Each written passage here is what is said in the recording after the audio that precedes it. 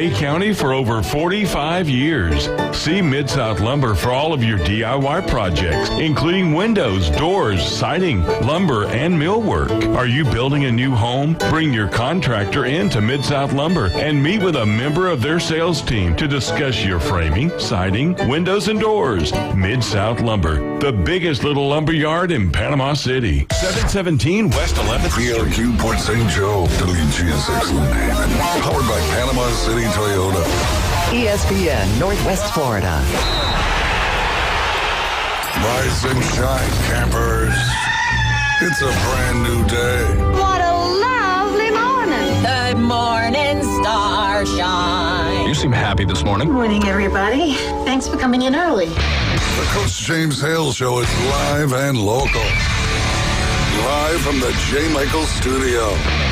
104.3 ESPN Northwest Florida. Hot tub. Hot tub. I'm full of water. I stay hot tub. Stay hot tub. Gonna get you hot tub. I'm gonna make it sweat. Stay hot tub. Rubber dub in the hot tub. Rubber dub with me. Get in the hot tub. Yeah. Will you make me sweat? Yeah. Get in the hot tub. Get in. Will you make me wet? Yeah. Well, and welcome 104.3. Will you stop fidgeting around in there, making all that noise? ESPN Northwest Florida. What? Say, quit fidgeting around in there, making all that noise. Just when we start the show, my headphones quit. Oh, that's just great. That's just great. I'll have to listen. All right, I hope you had a great day first. I know Layton had a great day her first day. Lorelai did too. Johnny didn't go yet, but we got two in there, and they're enjoying it. It's rainy, it's wet, drive slow, be careful. Everybody's back in school. Thank God for our superintendent. McQueen did a great job with the scores. Our school scores going through the roof. Best it's been in 17 years. Great job by all the teachers, administrators, students of Bay District Schools. Congratulations. All right, Wildcat, this is for you before we get rolling this morning. I saw this and my eyes teared up. Two of my heroes. Muhammad Ali, called the greatest. Guess who he loved? Guess who he grew up listening to? Elvis. Most kids in our neighborhood listen to Ray Charles and James Brown. Not me. I liked Elvis. I loved Elvis. I grew up watching him. I wanted to be famous like him. I wanted the people to love me like they loved him. I wanted women to admire me like they did him. That's what he wanted, the women. Yeah, there you go. I bet Elvis had a lot of dates. I bet. Yeah. A lot of dates. They were young, too. He said, but one thing else about Elvis He married a 15-year-old. that I loved, and I always kept up with him, that I had heard when he said if he did make it, he would take care of his mom and dad. And he said what he did for his mother. But first thing he did, bought her a brand new house, Graceland, bought her a brand new pink Cadillac. He goes, I tried to do the same things for my family. He said, he is the greatest. So I love that. I love that thing. And Elvis had made him a robe. He came and saw Elvis sing in one of his first performances in Vegas. And they got to meet each other, went up to the suite and all this stuff. Became really good friends. Explains a lot about Muhammad Ali. Yeah, and so Elvis, what Elvis did, he liked that cape and stuff Elvis wore in like in '73. So Elvis had one made of him. You still have your cape? Huh? You still have your cape? The one made you Cape Coral? The one Elvis sent me? Yeah, I got it. He used to come out of Cape Coral cape, Cape Coral. They put it on him like James Brown. We'd play that music and stuff. I'd walk out there, give it with pepper out. They carry you around in a chair and everything. But he made a full-size robe, and Ali came on stage on the boxing ring with it, but it was so heavy and expensive. He a couple times, and they got it put in a museum. So they were really close. They really liked each other. So I did that for you because I know you're into the Cincinnati, James Brown, Elvis Presley thing. Oh, yeah. And Muhammad Ali's sister, aunt, or something like that lived in Cincinnati. One of his relatives. My hometown. I seen a picture with Randy with Muhammad Ali. He met Muhammad Ali. He knew Muhammad. Oh, yeah. They went to dinner. I saw a picture of it. I bet you Randy made him pay, too. Oh, yeah, I guarantee that. Randy ain't about nothing. I guarantee that. But anyway, Jim, you said something early this morning. We've had all these things going on, recruiting high school athletes, and all these coaches being suspended and all this kind of stuff. We talked about it earlier this summer, then it happened in Gaston County. Tell us again a little rundown. 8 players were suspended. The coach was suspended, charged 21,000, whatever it was. Yeah. 21,000. Suspended for the whole year. Yeah, he suspended the whole year. So he got suspended without pay and then paid a fine of 21,000? I think the school is responsible for a 21,000. That's like 8 years of income. He was charged individually and the school. Yeah. Wow. Now, individually, I don't know what it was. I think the school was 21,000. Yeah, it was. Go ahead. Tell us what happened. I got to preface my statements with, I'm an old timer, okay? I started teaching in 1979, all right? Things were a lot simpler back then. You live in this community, you go to this school, and that's just you had no other choice. Right. Okay, these kids at Gaston County, we talked about this about a week ago. They had 8 of them that were suspended. They're classified as non-traditional. Before I get to what non-traditional means, let me tell you, there was 8 of them, and they had their hearing, and they were cleared. And they can play this year. They just can't play for Gadsden County. And I'm thinking, okay. Then I saw the part that is like, for the life of me, coached almost 40 years, I don't understand this. I want somebody to explain how this makes any sense. A non-traditional student, according to FHSAA, I want to read their wording so I don't get it wrong. All right? Read their wording. Non-traditional students are defined by the FHSAA as students who are not enrolled in or do not physically attend the school at which they participate. So help me out. And then one of the players was from Cairo, Georgia. The other one's from Miami, and they're playing at Gadsden County, which is in Quincy, Florida. It's good recruiting there. It's like, somebody explain this to me. How does this work? So you can just go out and just cull the herd? Okay, we live in Quincy. We need a good wideout. Let's go to Dallas and go see if we can get us one. I say that's good recruiting. It's legal. That oil money down there. The kids can play. They just can't play at Gaston County. So are they like community? I don't know. It makes it kind of sound really weird. They can play, but not at Gaston. You did something wrong, right? Right. But you're not going to play here, but you can play there. That's what it sounds like. I don't even understand how you can be enrolled in a school and not in the district. You know what I'm saying? Like, are they living in Miami or did they move into here? If you don't have a school to play at, it doesn't offer sports. You can go play where you want. And inside the county, That's right? probably, I don't know all that part of it. That's Except probably Gaston what it County. is. Except Gaston County, yeah. Probably some learning center they're learning, in air quotes, learning center they're going. I know Sneeze will pick up some of those guys. Or St. Joe will. Bloodstown. I guarantee you Bill could tell us about this. Yeah. Well, now right go to the coach. What now? Is he still suspended? Now, he's still suspended for the year. And he had a 21. But he can go coach somewhere else, right? 21,000 fine. Yeah. What if I go to Lincoln? Can I coach at Lincoln? I don't get it. I'm not trying to be an old timer, which I am. I just don't understand. It's like it doesn't make any sense. At some point, you got to worry about the kids first. And now these kids don't have a place to play, and obviously it wasn't their fault because they got cleared. So I don't see what the problem is if they didn't do anything wrong to play for the interim coach at Gadsden. Yeah, I don't either. I'm very confused. They're not telling us something based on probably not what they're saying. They're not saying the state not being clear. Are you kidding me? Well, the untraditional student, whatever, doesn't make any sense to me. Yeah, I just don't understand that category. What's a non-traditional student? Like, if he's not living in the district or not living in the area that he's going to school, how does he get there? Does he fly in a helicopter there every day? I don't know. There were some schools near there that picked up a really good ball player, and he told the coach where he's at now. He said, look, I said, I don't want to play there. I said, I thought I was starting. They got to move in. Great player, no doubt about it. I get that. But I thought the whole time I'm starting, and I've done all the work there, and all of a sudden this new guy walks in and takes my job. He said, I'll never go back there. So this school picked up a really good ball player with a good character, good grades, and everything else. It is what it is, I guess. It's just, what a world, you know. It's the crazy thing is their school choice, so it's not like they can't go anywhere they want anyway. I understand school of choice, but in Cairo, Georgia, Miami, Florida? That's what school of choice.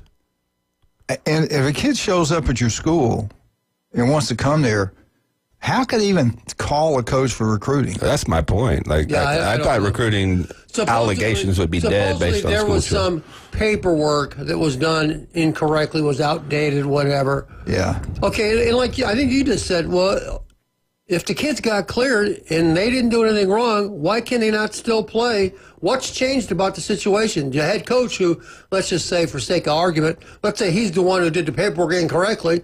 He's not coaching. So what's the problem? Yeah, he serves his suspension, 7 games. They're going to have an interim coach, obviously. I saw the interview with the superintendent. The ones that are in trouble, the ones I'd be worried about, because he called them out, the principal, the AD, the secretary. Yeah, those are the ones I think are. We need somebody from Gaston County to call in. Hello. What's their area code? We'll Where's Mike? We'll just call somebody at random, ask them if they know anything about it, and keep calling until we Maybe our find Springfield somebody. caller call. I just don't Where's get Clayton Bigsby when we Where's need him? Clayton at? Yeah, maybe Clayton. what happened in the days where you live in this community, you go to this school and you play and you Those are just get on with it. long gone. I got into that, and I said, if they'd done their job way back in the 80s and gotten rid of principals and teachers not doing their job at those community schools, none of this would ever happen. They're not doing a job, you get rid of them, even though it's a lot harder back then with the union and all that kind of stuff. But now, look what we got. There's no community schools anymore. I just remember growing up in Montgomery, man, everybody dreamed about playing at Lanier High School. If you're at the other side of town, you wanted to go to Robert E. Lee. And then everybody went to Carver. Then you had integration, and they split you up and sent you all over the place. And half the city went to private schools after that, and never been the same. Never been the same since Everybody wanted to go to Muller, didn't they? No, you stop. Not in Montgomery or Princeton. I'm not anti-integration. I don't want people to get the wrong idea. But when we lived in Cape Coral, all our minority students, our black kids, they live in Fort Myers. Right. Bless their hearts, man. And they were bused every day to Cape Coral. They get home at 8 o'clock at night, every night. After the games, if the activity bus was late, that used to make me mad. Those kids, I got some respect for those kids. What they went through. Yeah, it was not easy. It wasn't right. It wasn't right. Yeah. It wasn't easy. So my point is, after doing that for X amount of years, and then the parents started saying, no, how come our kids are busted? This is kind of a long story to get to my answer. They were being busted all over the county, all over Lee County. And the parents got tired of it. So that's when, over time, they went to, they were called magnet schools. And James Hale School would be a magnet school for the arts. And if you wanted to go to art, have an art background in high school, they would let you go there. And that's how they got kids directed to different schools to kind of get away from the busing and kids riding in buses, half an hour one way every day and then half an hour home. And that has morphed into the we would drive go where you want 40 minutes in our conversion vans. He had one, I had one, Scott Shepard had one. Pick up our players in the summertime and bring them back and forth Monday through Thursday, and we'd feed them lunch and stuff like that. And we weren't the only ones doing it. There were other schools. The ones that wanted to be good. I was going to say, at least you found the guys that were dedicated. Oh, they were great. Yeah. Those kids they were great unbelievable. kids. They were unbelievable. You got to be able to go through that. Yeah. I mean, if you really want something, you'll figure it out. When we went through the 2 days, once the kids got there early in the morning, they stayed the entire time. We had a huge room where they had the mats down, and they'd go in there and sleep between practices, and they brought their lunch, or we'd have something for them or whatever. But I couldn't. That was some of the greatest kids I've ever been around in my life. Was kids down Cape there were Coral. some good kids. And actually, they all lived in Fort Myers. And back then, that one little section of town was where all the black kids lived. And they cut those communities up and sent them all over the place. Javon Curse, all of them. Yeah. Wow. Jamie German. Who was a great Ernest Graham, the running back, Graham. all those guys. They were unbelievable football players down there. Really great players. Weather was unbelievable hot, too. Good Lord. Oh, I bet. We didn't get in. We'll get into the. We'll eventually get into the new AP poll. The real one's out. Blasphemy. First time in history, Texas is. That's hard to believe. First time in history, they were preseason #1 AP poll. I didn't know surprised by that. And I was shocked. I thought we were going to look over this huge 1 versus 2, and we do in the coaches poll. But in this one, Penn State's getting all this love. I'll be honest with you, Penn State was really close to being the #1 team in the country. Really close. Just shows you that the writers don't know what they're talking about. Polls mean nothing. They don't know James Franklin. Exactly. 1 in 15. Yeah. All right, let's talk about some of our great people. Wildcat. School started, maybe got a special daughter, our granddaughter, and you want to give them something special for the school year. You want to get a piece of jewelry. Maybe they won some kind of award, and you want to give them something special. Yeah, any reason just to show them how much you appreciate them, respect them, and love them. It doesn't have to be your granddaughter. All you daughter. gotta do, Coach, is just draw something on a piece of paper that means something to you. But where can I and take means something to her, and then take it to David Adamson Designer Jewelry, 830 Highway 77 in Lynn Haven. They will create it. They will make it silver, gold, 10-karat gold, whatever you'd like, and they'll do it quickly, and they'll do it inexpensively. And they don't send things off. No, it sits it's all there right for a there. month, and you get it back. 8 weeks later, anything breaks or right needs there. worked on is done right there at home. I've done it myself. I have my very own custom As for piece Russ, of jewelry. what? Amber and Russ. I said I have my own custom piece of jewelry made there. Russ and Amber, one they'll of a take kind. care of you, no doubt Mine's about that. one of a kind. Now, you're over in Lynn Haven. You might as well go to one of the best restaurants over there, maybe the best. The atmosphere is unbelievable. Pat Pruno, city commissioner, he owns Beautiful Braes in Lynn Haven. Go check it out. We think you'll love it. College football starts in about 18 days. Cannot wait. Now, if you're on Panama City Beach, you've got to get out to the legendary J. Michael's restaurant. The legend, J. Michael's. He's there almost every day, the man in black. He is incredible, but his restaurant is second to none. There's motorboats in the roof. There's shotguns everywhere, pistols, pictures of coaches. You name it, it's there. Money everywhere. The legendary J. Michael's, the best seafood, the coldest beer. Today's specials, black beans and rice quesadillas. I've been there many times, but haven't been there lately. Is there a picture of Elvis? Not Elvis. Your boy, John. Is there a picture James of John Brown? Wayne in there? Yeah, John, yeah. Bob Hope and Bear Bryant look like they were having a good time in one picture. That's one I try to get. He won't let me have it. I really Can I want take that picture? I mean, Please, can I look that way? He'll figure a way. I'll get it before it's over with. All right, we'll be right back. 104.3. Hey, drive careful. School's back in session. We hope all you kids have a wonderful day. You are what you hang around with. Make sure you hang around with really outstanding, smart, wonderful young people. Be right back.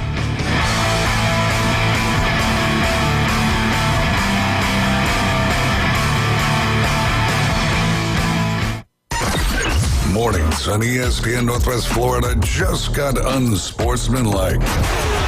The latest Browns hope is Shador. Before then, it was Baker Mayfield, it was Johnny Manziel. At the time, they were with the Cleveland Browns. I think neither of them were ready for the stardom and the roller coaster ride that being the quarterback of the Cleveland Browns comes with the way that this guy is. Evan, Canty, and Michelle. Weekdays 5 to 7 on ESPN Northwest Florida. This is Joanna with ESPN Northwest Florida with your Tuesday's weather. This afternoon and evening, there will be a moderate breeze out of the south, a variety of some sun, and a possibility of thunderstorms, and 86. A chance of thunderstorms and mostly clear skies tonight, about the same, 81. Tomorrow, a variety of mostly sunshine and a chance of thunderstorms, and a high of 88. This forecast is sponsored by Mid-South Lumber, the best little lumber yard in Panama City. Thank you for keeping that dial at ESPN Northwest Florida.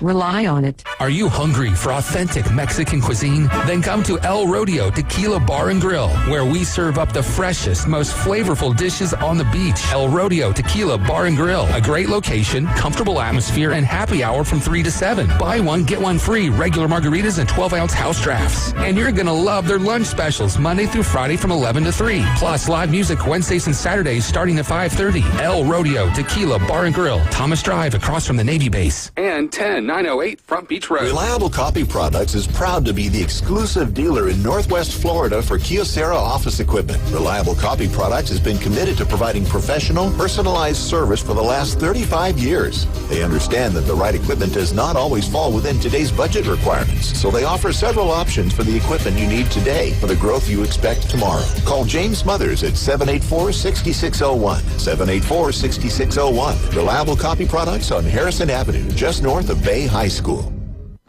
Do you know who I am? If he was the last person on Earth, I'm kind of a big deal.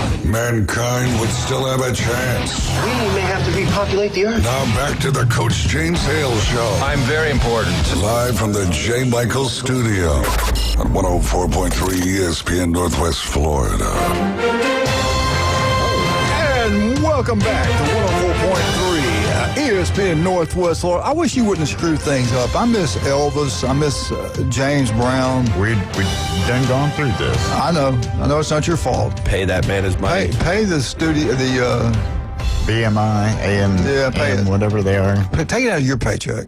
It's not us, it's YouTube. We're on YouTube and Facebook. Oh, that's right. They're the ones that are jamming me up. Jamming Yeah, it kills my creative juices. And you were so unbelievable. I know. You were. Talking about unbelievable, we got a great one here right now. The head football coach at Rutherford Rams. Coach Floyd, how are you doing, sir? Man, doing great. How we doing, Coach? Man, I tell you, it seems like yesterday we had you on here. Time is flying by. As you get older, it seems to go quicker. I've always said you do the most with the least. The job you've done over there has been incredible. How many years is it now? I can't keep up with it. What year is this for you at Rutherford? It's going into year 3. Year 3. All right. How do you feel about this year's ball club? First of all, are the numbers up? Do you have more kids out that you've had in the past? Have you built it back yet? As far as the numbers, no. We had about 45 in the spring. We got about a good 35 right now. With another about 5 guys just hanging out and just waiting on trying to get some paperwork on, production guy. Trying to make some things a little bit bigger here or there, a little more depth. But it's about 35 guys right now that we'll suit up on Friday night this week in Freeport. But as far as the culture of it, the way practice is ran, it's more efficient. Guys are learning, what to question, what not to question, things like that. So, man, just still focus on the little stuff with the teaching and learning part of it. You can actually do those things now with the culture changing. Very, very, very young. We only have about 4 seniors, but the leadership is, not where it needs to be when it comes down to consistent as far as vocally, but as far as practicing hard, doing things of that sort, man, guys kind of are intentional about the things that they do instead of just coming to practice just to, hang out with the guys. All right, start a new season. Talk about your coaching staff. Tell us who you got. If you have any new people, and give us the names of some of your coaches. Okay, I have Javian Elliott, is defensive coordinator. I have Matthew Canas, which is the offensive coordinator. Damon Walker is the linebackers coach. Colin Gaddy is pretty much an offensive assistant, kind of helping out with the JV and being around Coach K, kind of in the ship pocket, knows all the offense. He's a very young guy. He's trying to be a student in the game, still working towards his degree. We got Louis Barbarina. He's an offensive line coach, and, he teaches business at the school. And then we have a couple volunteers. We have Mike Sims. We have John Frost from Tallahassee, who's out there. Coach Taurus Ross is the defensive line coach. That's pretty much where we are. We got about 10, 11 coaches out there. System trying to teach these young men. So we're trying to focus on quality, not quantity when it comes to that area. We want the guys to kind of hear, minimum amount of voices out there so they can know exactly what's going on, and we all marching to the same beat, the same tune. Well, let me ask you this. We all know in the past you have a good ball player, and then they wind up at another school, with a school of choice. Did you pick up players? Did you lose anybody? Or did you kind of even out with that? I mean, we lost some guys to, dad jobs have to relocate. So we lost two key pieces to our defense. One of those guys, they help out on offense a bit. But as far as, I think it hurt us more on the defensive side of the ball with leadership and toughness and not having to, I wouldn't have to play. Those guys played when they were young, so I wouldn't have to play a couple of these young guys as much as, they have had to throughout the fall, the spring and summer. And, but, that kind of life happens, and, we just kind of plug and play. But those two guys, it wasn't due no transfer portal of Bay County. It was just, Dad had to relocate to Tallahassee. Mom had to relocate to Tallahassee. We lose both those guys to that. It wasn't a recruiting deal or anything. So, for the most part, our guys who we have, they stayed. They want to be at Rutherford. If you go to Rutherford, you want to be there. Yeah. And that's what we want. We don't really want guys just coming because you win, coming because, Coach going to give you some playing time. Now we want you to come because you want to be a Ram and you want to be a part of what we got going on and what we're trying to build. We had Griff on yesterday, Arnold, and we asked about the heat, practice, how it went, everything. They had such a good summer workout that really didn't affect the kids too badly at all. They were kind of used to it.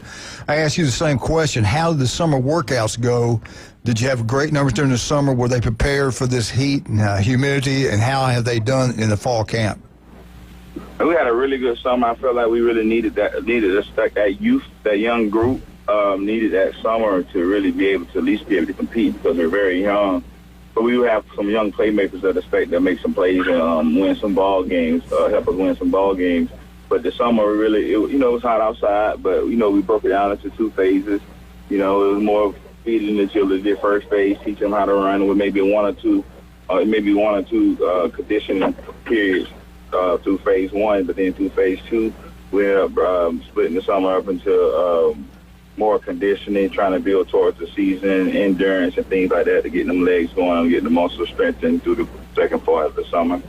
Same thing as far as weight room, high intensity on the first phase, low weight, high reps, and then started the second phase in July. We ended up trying to bulk it up a little bit and started doing, low reps and more higher weight to kind of strengthen them up, bulking them up a little bit, and get some little, get the max muscles flexible and things like that. Coach, scheduling has really changed in the state of Florida. I'll be honest, I don't even know if you guys have districts per se like we did, like Coach Hale and I had. But do you still have a district? And if you do, who's in it and who are you playing? Are you playing Mosley? Are you playing everybody in county? What's your schedule look like this year? Oh, yes. We are in the district. We're in the district with North Bay Haven, Bozeman, and Mariana. We're in classification 2A. And as far as who we playing, man, we playing everybody that we played last year, except for we're not playing Bluntstown. We got another game in that replacement. But other than that, man, we still got a tough schedule. At least 5 to 6 teams on our schedule to make the playoffs. We got Freeport kickoff classic, Mosley next week for week 1. Bye week, we got Chipley on week 3, Home County week 4, Mariana week 5. So we just got playoff team after playoff team that's on the schedule. So we got to come play good football, man. Yeah, but we welcome that. That's a pretty competitive schedule right there. Yes, sir. Yes, sir. Talk a little bit about the guys that have been working and showing out a little bit during not only the summer but leading into the fall camp. Who are going to be some of the guys we should be looking for? Man, two of the senior leaders that everybody kind of expected to step up as far as Zion Rochelle and Braylon Hurd. They've been stepping up, playing both sides of the ball, wide receiver, slot receiver. Rochelle is more of an X and a Z, big guy, big body. He's a strong safety at about 6'1". And those guys, we've been expecting them to lead a lot more. That could be challenging at times with the low number of Coach, what are you banging on in your car? What are you banging on in there? Oh, no, that's just the rain. That's the rain? He can't stop the rain. He can't stop the rain there, Wildcat. We were getting on Wildcat, but it's the rain. Okay. Yeah, we thought Wildcat was in there typing. I thought it was Hale. Yeah, but you know what? I'm up underneath this gas thing I just pulled into. So now I'm about to stop. now, is that better? That's better, man. That's better. Yeah, I backed up a little bit, so that was rain hitting the ceiling. But as far as the senior class, we also have Eric Jones that's playing left tackle, zero technique. He's going to be a senior offensive lineman, pretty big, good athlete to be as heavy as he is, pretty physical and mean. We're excited to have him. Then in that junior class, we got junior running back with Tyshawn Travis. He got minimal carries last year, but when he did touch it, he had a good success with it. So he'll be in the backfield with the sophomore, which is Roman Holmes' little brother. Roman Holmes was number 1 last year. This is his little brother, and he's actually probably a better running back, just not as big and not as tough yet. But as far as speed, agility, and things like that, he's going to expect to make big plays. His name is Zayden Holmes. And then, man, this next one is going to be a special kid at running back. His name is Jamarion Blunt.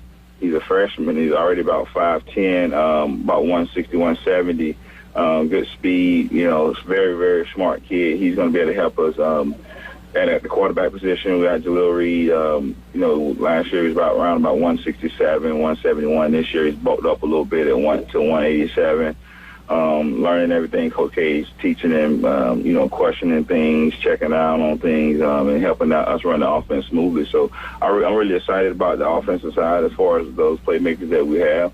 And then on our defensive line, we have a freshman, and I know we're talking about freshmen right now, but his name is Joaquin H. And he's been helping a little on the O-line, but he's been, opposite of Eric Jones at the nose or the 3-tech, and he has been pretty solid. The kid knows how to use his hands, get his face in the gap.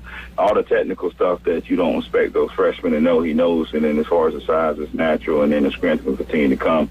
So that's Joaquin H.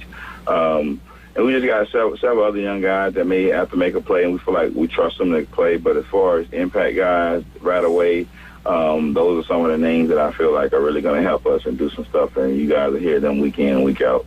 Coach Floyd, Rutherford Rams. Coach, we'll call you next Tuesday to get our first scouting report for Week 1's game. Good luck this Friday, and thank you for sharing time with us. We'll talk to you Tuesday, Coach. Thank you, sir. All right. Yes, sir. Appreciate you guys. Thanks, Coach. We get back. We have Jim Brandt, FSU. Then we'll dive into the AP poll. Texas for the first time in history. Can you believe that? The first time in Texas history, their preseason ranked number 1 AP poll. I did not know that. That's incredible. And Alabama is just another day. We're all upset because the first time since 2008, we're not ranked. We're ranked really low. Really low. Low. Real low. Low. I can't even hear you.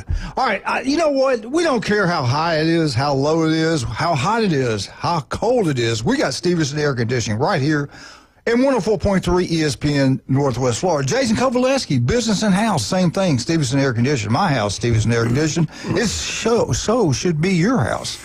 If you're having problems cooling it down this summer, don't sit there and pay those high energy bills. Call Stevenson Air Conditioning right now. Call them. They'll get out and solve all issues for you. Stevenson Air Conditioning, number 1, not even close. Locals, taking care of locals throughout the Panhandle of Florida. Jason grew up here. He graduated from Mosley High School, started his business. He knocked the home run. They are number 1 at what they do. That is Stevenson Air Conditioning. Love those guys down there. And another local legend right here is at Max Fit Sports Nutrition, Jason Kovaleski. Jason, you grew up here, went to Bay. Your mother's a legend over there. And your store is unbelievable. Tell us where they're located and what's going on down at Max Fit Sports Nutrition. We're located on 23rd Street in the Del Coronado Village, right next to Taziki's, Black Sheep Armory, Granny Cantrell's, and then we're in Pier Park North next to Dick's Sporting Goods. We have our free InBody 570 for any athletes that want to come in and track their results. It's a body composition analyzer. It's like a DEXA scan, so a really nice, expensive machine that is very accurate for tracking results. We also have our free sample bar. We got new products in. We're bringing new products in, basically every month. So we just got Transparent Labs in for about a month. So you can come down and try some free samples. They got a mass gainer. They got protein. They got a pre-workout. They got a number of great products. Creatine HMB, which is hugely beneficial. We also have our electrolyte packets that are really important right now with the humidity, the heat. It's hot out there, so you got to stay hydrated. It's $36.99. You get 40 packets, so it's going to last you about 40 days. But something you can just pour right into a drink it, get your electrolytes built up, and that way you're not cramping and suffering in this heat. And we'll be right back. 104.3 ESPN Northwest Florida. We'll get back. FSU. Have a great day at school today. Be careful driving. We'll be right back.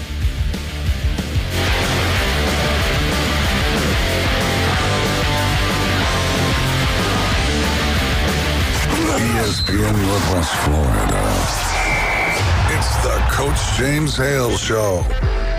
Getting the penalties, not doing what the coaches told them to do, won't get off the field. I'm getting old. Damn, Coach, you already been drinking? I'm getting old. I'm doing pretty good. I've already had my 3rd beer. I'm feeling great. It's great weather out here. I'm a little worried about you. Every time I call in, you're a little confused. I'm getting old. Weekday morning 7 to 9. ESPN Northwest Florida. Bestway Portable Buildings has been your portable building specialist since 1989. Before you invest your hard-earned money someplace else, owner Jason Mulder invites you to stop by Bestway and get a quote on just about any size building. And whether you buy with Bestway or not, it's worth the trip just to meet Bestway Buddy. Say hello, buddy. Good boy. Bestway Portable Buildings, just north of Hartz Marine on 231, and online at bestwayportablebuildings.com. The best in portable buildings. Tell them Buddy sent ya. Mom and Dad, another school year will soon be here. Students have been dressing in style and comfort for over 50 years shopping that boot store with the widest selections and lowest prices on brand name clothing, boots, and shoes with the friendliest staff. Why shop anyplace else? That boot store, open Tuesday through Thursday, 9 till 5, Friday and Saturday, 9 till 5:30, next to Bill Bird Kia, 15th Street, Panama City. That boot store, where God is good all the time. Mid-South Lumber, where they treat you like family. Locally owned and serving the residents of Bay County for over 45 years. See Mid-South Lumber for all of your DIY projects, including windows, doors, siding, lumber, and millwork. Are you building a new home? Bring your contractor in to Mid-South Lumber and meet with a member of their sales team to discuss your framing, siding, windows, and doors. Mid-South Lumber, the biggest little lumber yard in Panama City. 717 West 11th Street. I don't always talk to Alabama fans, but when I do, I ask for large fries. Now back to the Coach James Hale Show on 104.3 ESPN Northwest Florida.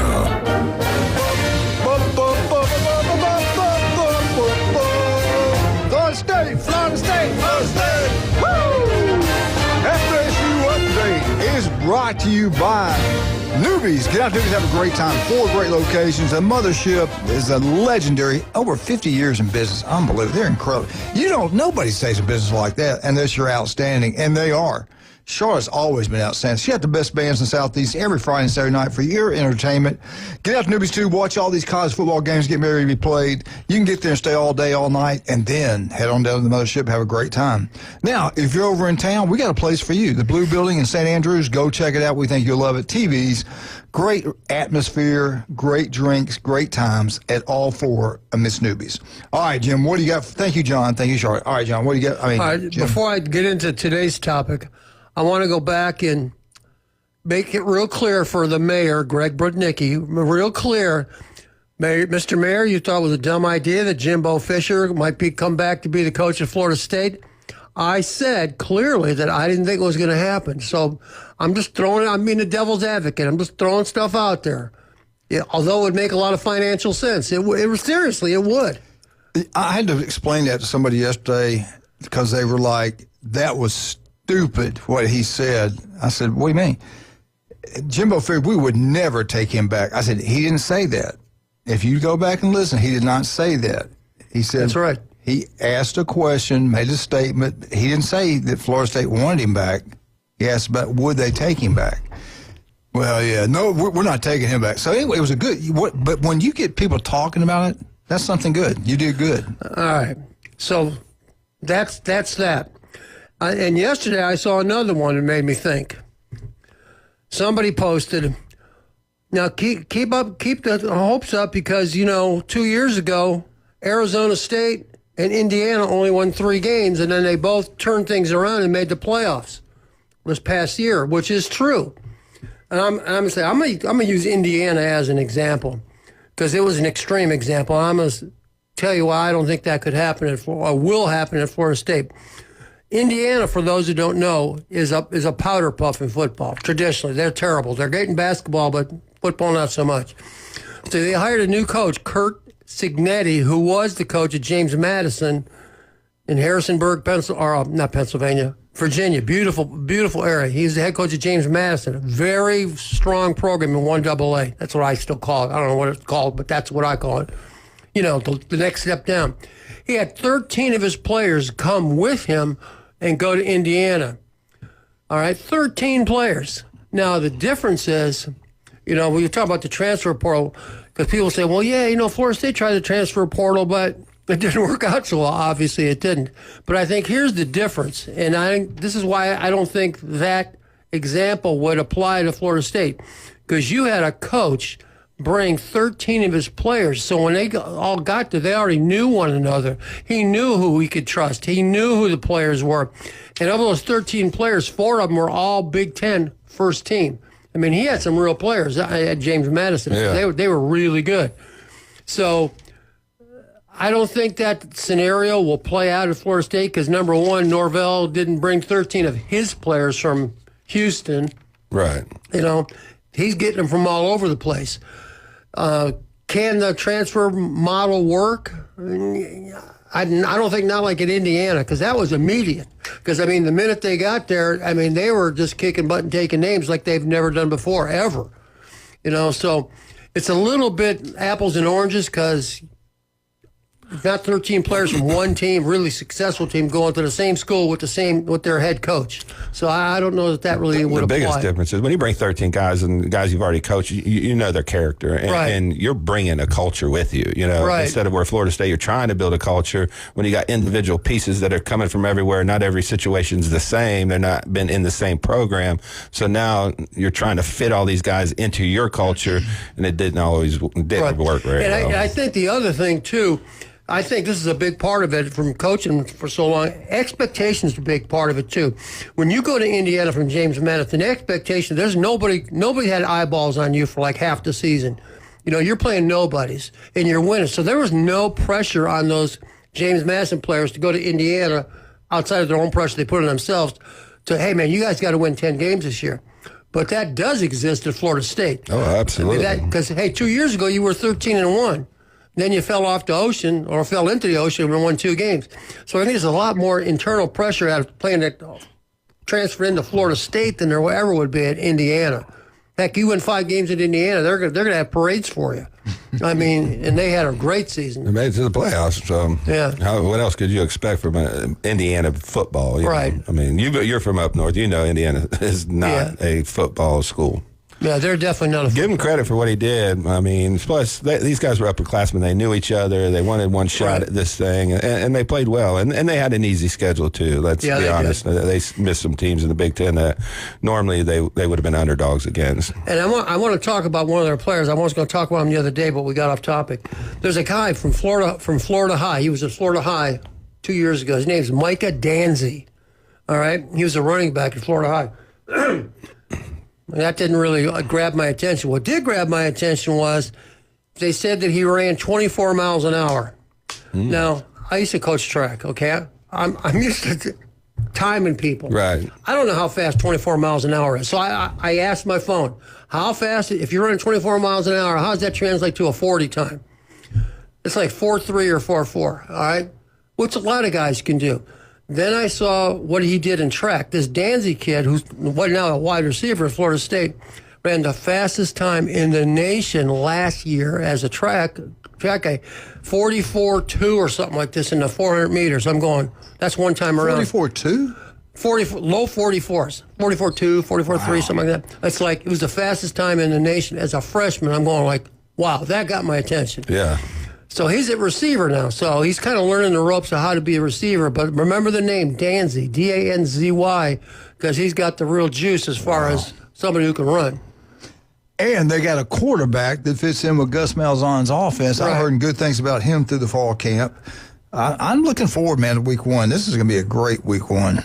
We didn't get our 1 versus 2, though. And we didn't get our ranked competition, Alabama. AP poll we did.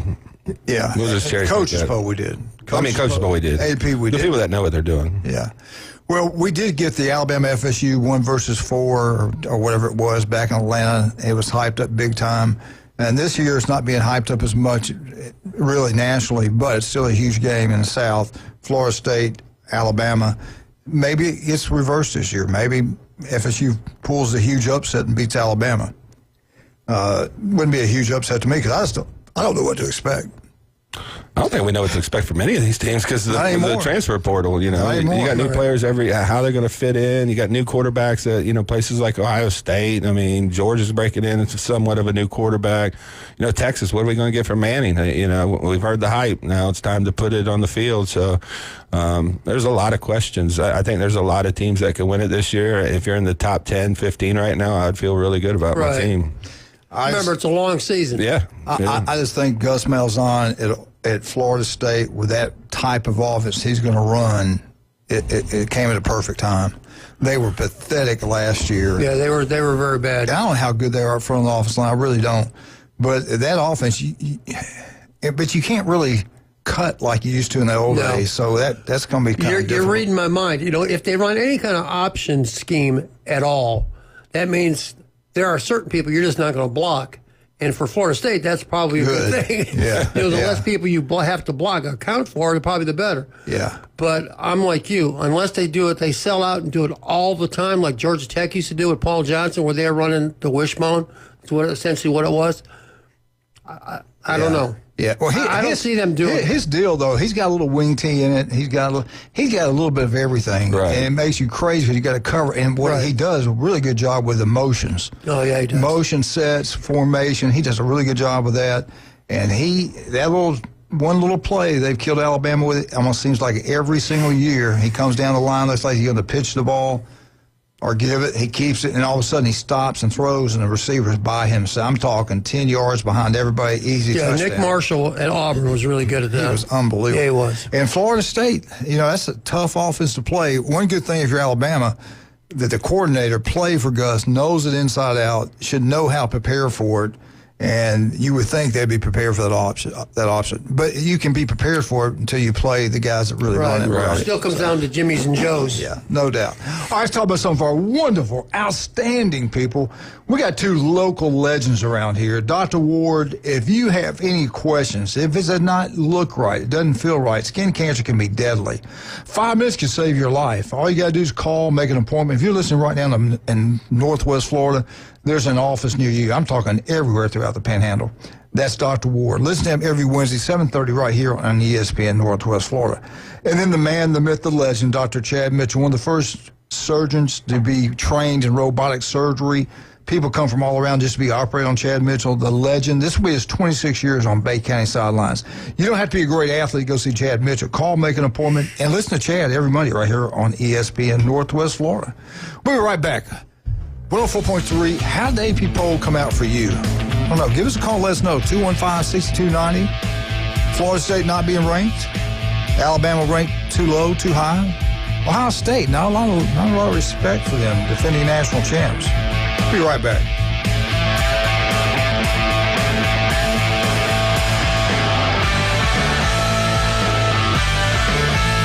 Have you ever wanted to reach out and smack someone? Sit your ass down and shut up!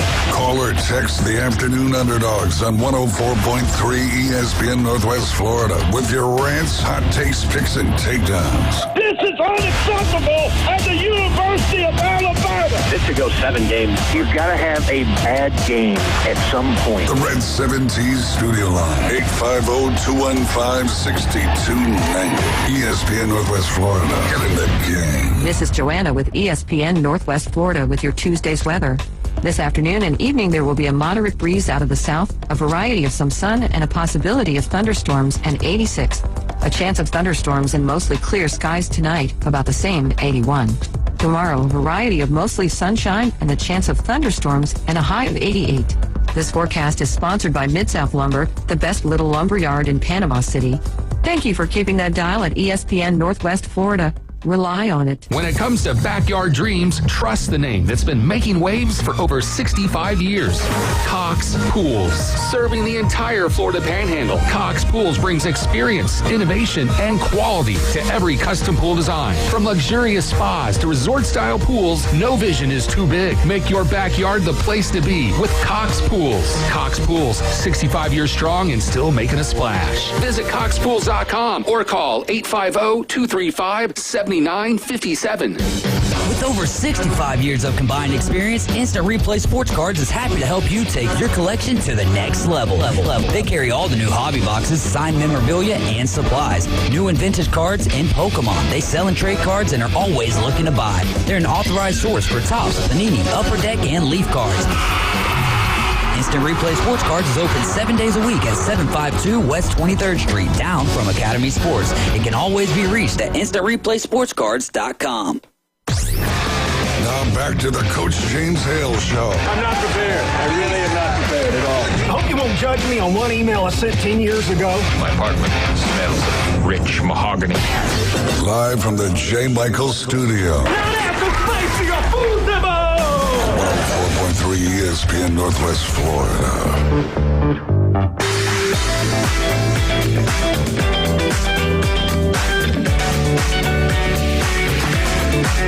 And welcome back. 104.3 ESPN Northwest Florida. All right, here we go. AP poll is out. different from the coaches poll.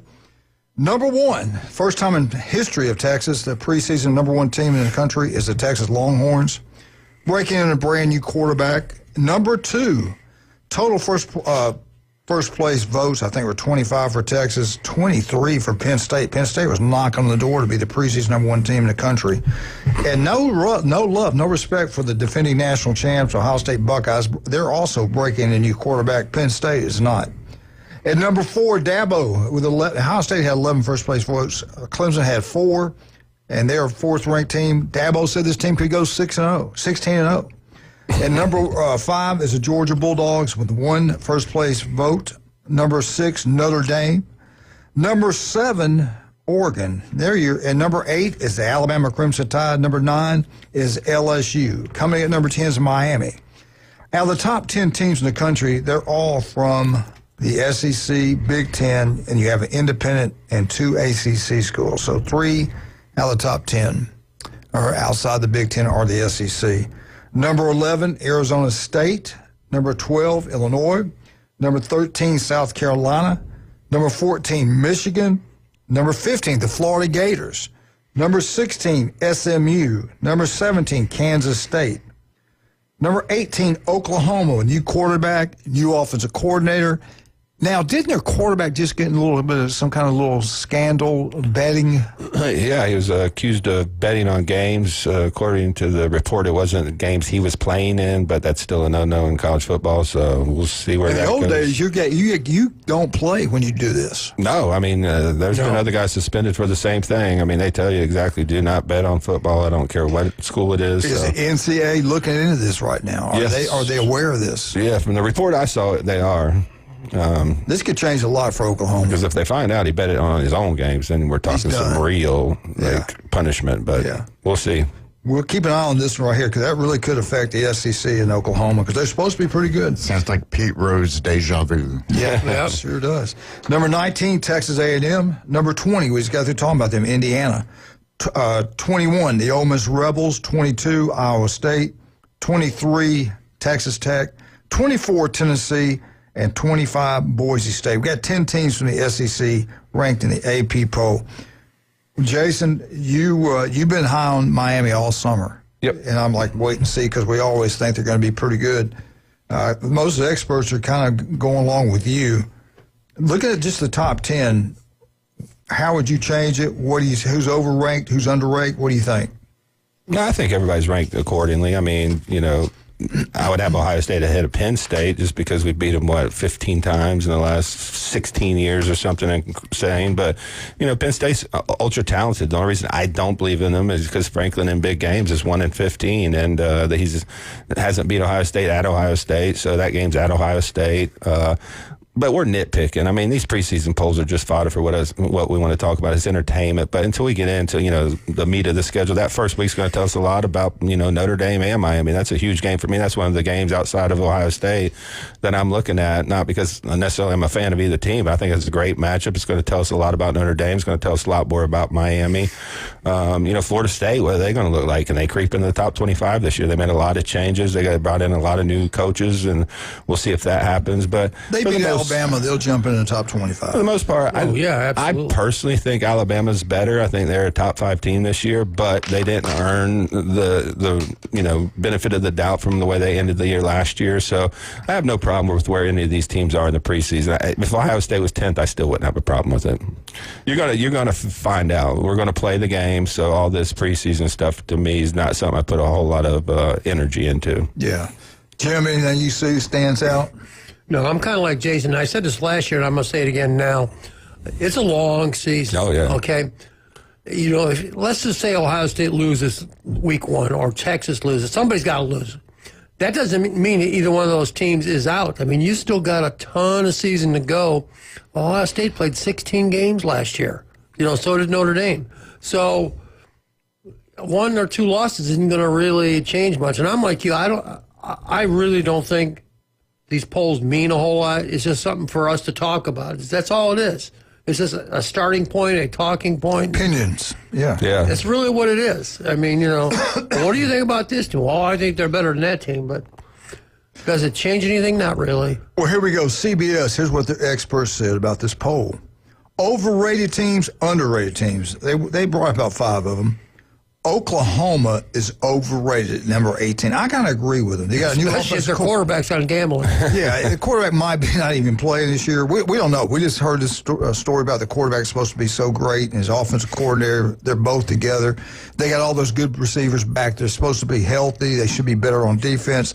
Their coach is on the biggest hot seat probably as anybody. I kind of think they are overrated. I got to see it to believe it. Same thing with Alabama. I don't believe it till I see it. Oklahoma did not look very good last year at all. Do y'all think they're maybe a little bit overrated? Oh, for sure. A little bit overrated until we see what they can put on the field on offense. Defense last year, they played really well. Remember that Tennessee game when Nico was on a roll? Yeah, they came in, physically beat them up.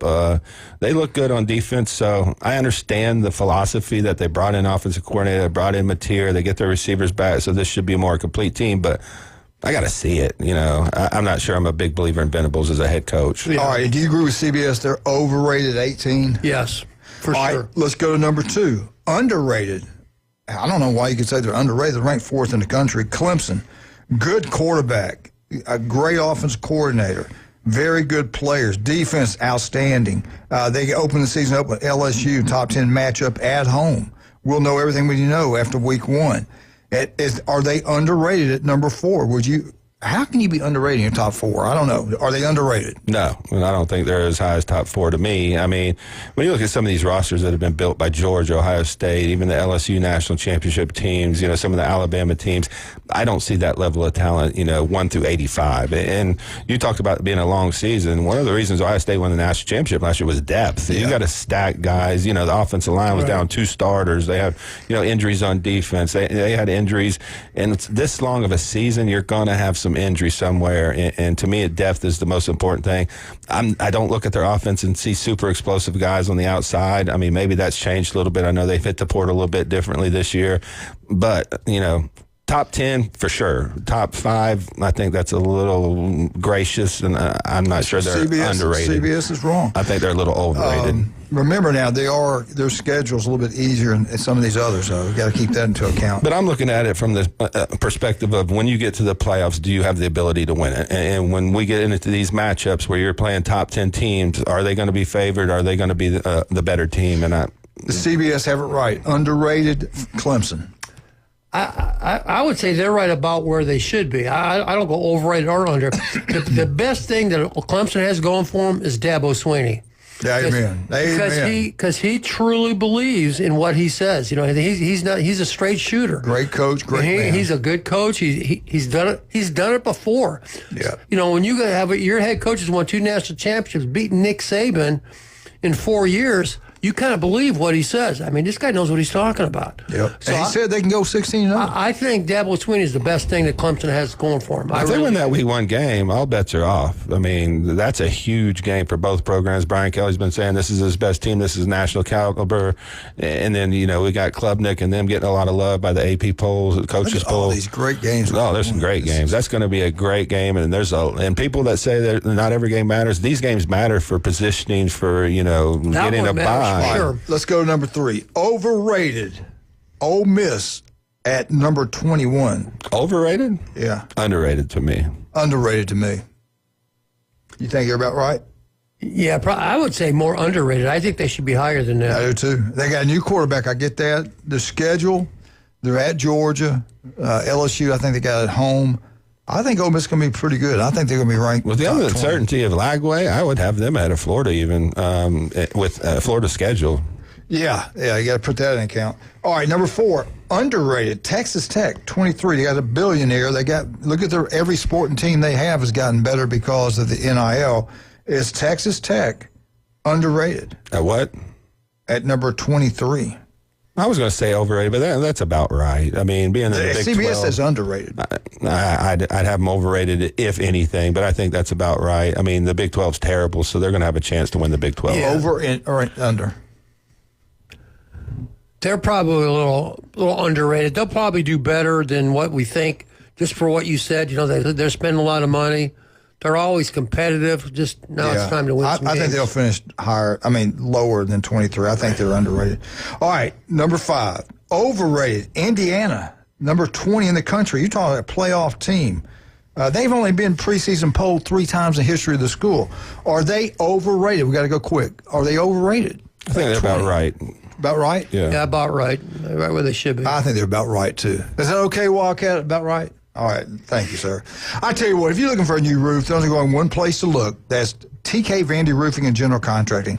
They design, they build commercial, residential. They can do anything. They can build anything. But if you're looking just for a roof, go with Vandergrift. They are incredible. Vandy Roofing's number 1, not even close. Kyle does such a wonderful job. Listen to him every Friday right here on ESPN Northwest Florida. Turpro Pest Control. Do you want that yard looking absolutely beautiful? Patrick can make it happen. You got bugs in your house? Patrick can make those go away. Listen to Patrick every Monday, 8:30, right here on ESPN Northwest Florida. 2 locals. Let's go with local companies. That's 2 of the biggest right there. And you top maybe the biggest one of all, Steve's Bike Shop on 23rd Street. Electrical bikes are taking over the world. They sell them. They work on them. Used, new, standard bikes. They got it all. They've been in business since 1979. That's Steve's Bike Shop, and he's a coach at Mosley, swim coach. Great man, great company, 46 years in business. That's unbelievable. We'll be right back. 104.3 ESPN Northwest Florida.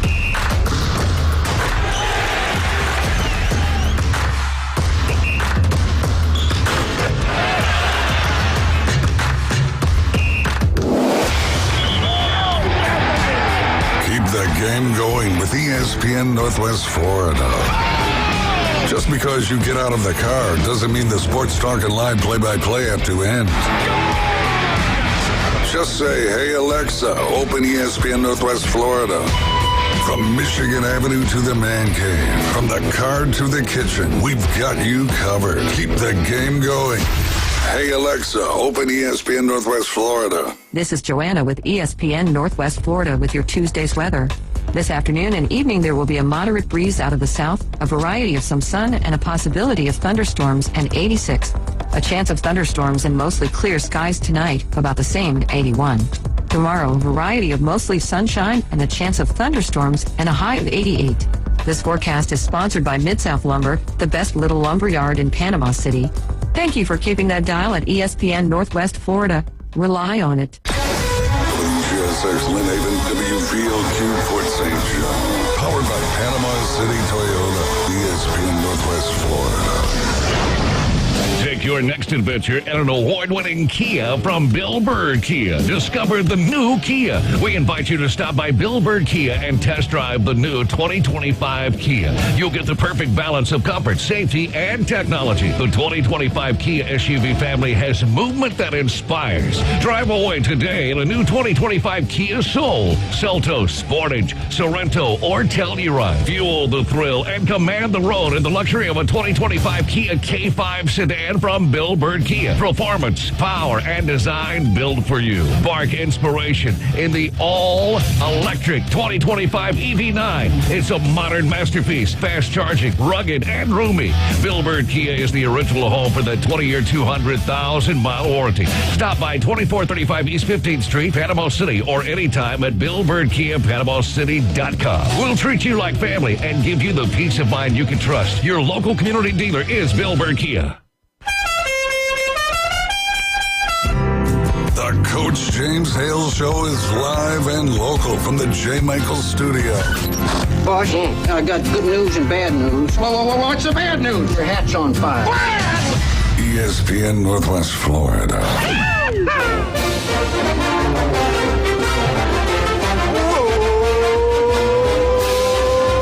Tide Roll Alabama Update. It is brought to you by Stevenson Air Conditioning. Locals taking care of locals out of Panama, Florida. That is Stevenson Air Conditioning. Don't make a mistake with go some national country. Make sure you go with Jason. Graduated from Mosley High School. Started this company. They knocked it out of the ballpark. This company's incredible. They're number one, always number one. They're there for you anytime, day or night. That is Stevenson Air Conditioning. Love those people down there. All right, Alabama. Greg McElroy went to practice, watched them. He raved after watching practice about Ty Simpson. He said, man, he looks good. Alabama has now officially announced, when the article was written, they hadn't, But now they have announced this morning that Ty Simpson will be Alabama's starting quarterback 2025. How long does he keep the job? Hopefully all year. If everything's going well, he will. But McElroy said he has a strong feeling about Ty Simpson. Good leader, control the huddle, can make all the throws. He was at Alabama's scrimmage on Saturday. Very impressed with what he saw. Ty Simpson is a redshirt junior, so he's been there 4 years. He knows what he's doing. He's been in their system for 2 years. He's set back. He's waited his turn. Milroe beat him out. He got to play, I think, started one game last year. I want to think it was against South Florida down in Tampa, and didn't do very well. Yeah. He can run. He's bigger, stronger, faster. He can throw. He was a 5-star quarterback coming out of the great state of Tennessee. So we'll see. I'm like what I'm hearing. Hopefully, I'll be honest with you, I think anything's an improvement. Milroe was an unbelievable freak athlete. He might do unbelievable things in the NFL like Jalen Hurts did. But Alabama, they never developed him as a true passer. They didn't. No, they didn't. I mean, he can throw the deep ball as well as anybody, but to me, that was about it. I think what really hurt him was bringing in a new offensive philosophy, into his junior year. I mean, you're learning a whole different offense under a new different coach, and they just never really kind of catered their offense to fit Milroe. They kind of wanted Milroe to improve and get to the point where he could run their offense, and it just didn't happen at times. Well, and one thing Greg said about him, about Ty Simpson, said he knows where to put the ball. He knows what the receivers are doing. He doesn't hold on to the ball too long. His delivery is his timing is really good. His decision-making is really good. Now, watch against Florida State, maybe we'll have them throw 5 interceptions, who knows, but in practice, he looked really good. With the weapons he has, he just needs to distribute the ball. And Milroe would get back there and jump around, bounce around, hold the ball. It was like he was scared he was going to make a mistake as the year went on. Probably true. Yeah, really. Or looking to run. And I think the passing game is going to be a lot better. I think it'll be 100% better. No, there's not a quarterback in the country who can run the ball better than Milroe. So if you're looking for that type of offense, we won't be like that. Now, we got a kid coming up, Russell, going to be able to do both. He's going to be able to run and throw, but he's just a true freshman. He's doing really well also, and so's Max doing a pretty good job. But the best one right now, the best choice for Alabama right now is Ty Simpson. So we know who's going to be starting against Florida State. He's 22 years old, again, mature kid. He waited his turn. What I love about him, he waited his turn. He didn't transfer out. He was a 5-star. He had opportunities to leave. He loves Alabama. He wanted to stay. He wanted to win this job, and he did. You don't see that much anymore, so I respect that. No, you don't. Now, the AP poll, Alabama's ranked number 8 in the preseason, the lowest since 2008. There's one other team I think has a better record than anybody else in the country as far as how many consistent years they've been ranked preseason polls. Ohio State, and the record's 35. I think 35 straight years. Alabama's up there somewhere, but it's not 35, so Ohio State beats than that. Florida State game will be August 30th, 2:30 ABC at Florida State. The starting quarterback again, Ty Simpson. Two concerns I have about Alabama. I don't know who the tight end is going to be. I don't know how good they are. I don't know how deep we are at tight end, that position. We weren't that good last year at that position, so we shall see. And if anybody gets hurt, that could be a weakness for us. The other thing that I'm kind of worried about Alabama, I don't hear anything about the kicking game. I know they got great athletes, so the coverage team should be really good. The return team should be really good. But I'm talking about the punter and field goal guy. And these close ball games, you bet, in the last 3 years, we had a field goal kicker who was unbelievable, the leading scorer in the history of college football, I believe. He's playing in the NFL now. We don't have that anymore. And I'm not even sure who they're going to start. I've heard a couple names, but I don't know that for a fact. So look out. The kicking game could come back to bite us. I'm talking field goals, extra points, and the punter. I don't know how good we are there. Can we flip the field? And the tight end position. Those two things could be an issue. Now, crystal ball, I love crystal ball. I love watching what they have to say. Alabama's over and under 9.5. Right now, if I had to make it, right now I think Alabama's going with 9 ball games. I'm hoping for 10. I think 9. Here's crystal ball, what they see happening at University of Alabama. And everybody gets mad at me when I say that, my Alabama friends and family members. But I go back to last year, what I saw at Oklahoma, what I saw at Vandy, what I saw at Tennessee. I am impressed with our new offensive coordinator that Saban wanted him. We finally got him. I think that's going to save us in a lot of ways. I think that's a big deal. Defense, we should be really good. We got 8 back. We should be pretty good. But until I see the discipline, I'm going to say 9. All right, Alabama at Florida State. Cristobal predicts Alabama wins. Y'all have a problem? Everybody agree with that one? Alabama, Florida State? Yeah. Yeah, Alabama. All right, number 2, they play a really improved Monroe. Alabama win. Week 3, 11 o'clock kickoff, Wisconsin. Is there any way they come in here and shock Alabama? No. Not in Tuscaloosa. Y'all, if y'all heard, I know he's changed the offense up. He's a good coach. I'm surprised he hadn't done better at Wisconsin. Alabama's open. So Alabama right now is sitting at 3-0. They go on the road to Georgia. Kirby's won like 30-something games in a row. And they say add another win. Kirby Smart finally beats Alabama. Now I think his record will be like 2-6, 2-7 versus Alabama. Fire him. He needs to go. Yeah. He's born on third base. Get rid of him. So Georgia beats Alabama. They come back the next week home. Do they get revenge on Vandy? Cristobal says yes. Alabama beats Vandy. Everybody? Yes. Okay. Then they go on the road to Missouri. Missouri got 17 stars back. The quarterback's gone, right? I think the quarterback's gone. I don't know how good the playmakers are. The stadium, they've done better there and all that kind of stuff. They're going to be a pretty good. I think it's going to be a good test for Alabama. I think Alabama will win that in a close one. They got Alabama win the game also. And I think the big one, this could go either way. Tennessee, I don't know who the quarterback is.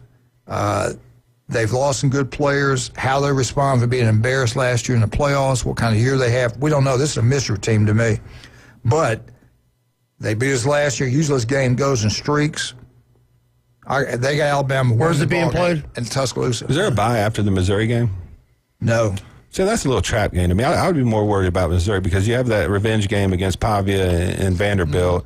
Then you got Missouri on the road, which is a tough place to play, smashed in between, and then you have Tennessee after that. So that one you got to have a lot of. That's where you make up your record right there. These are the games that you can't drop. You're the better team. You got to be focused. But those are tough games to kind of get up for week after week after week after week. So that's a game I'm very interested in. That could be a trap game for Alabama at Missouri. Well, after Tennessee, with the game I'm worried and I'm concerned about, because I remember 2010, Bama goes on the road and number 1 team in the country, and Spurrier put them on them. South Carolina beat Alabama like a drum that day. The Alabama came back to make it close, but Spurrier had their number. That defense was loaded, NFL players everywhere, and South Carolina outcoached Alabama. But Cristobal has Alabama winning at South Carolina. Alabama's open. Then they're home versus LSU. They got Alabama losing to LSU.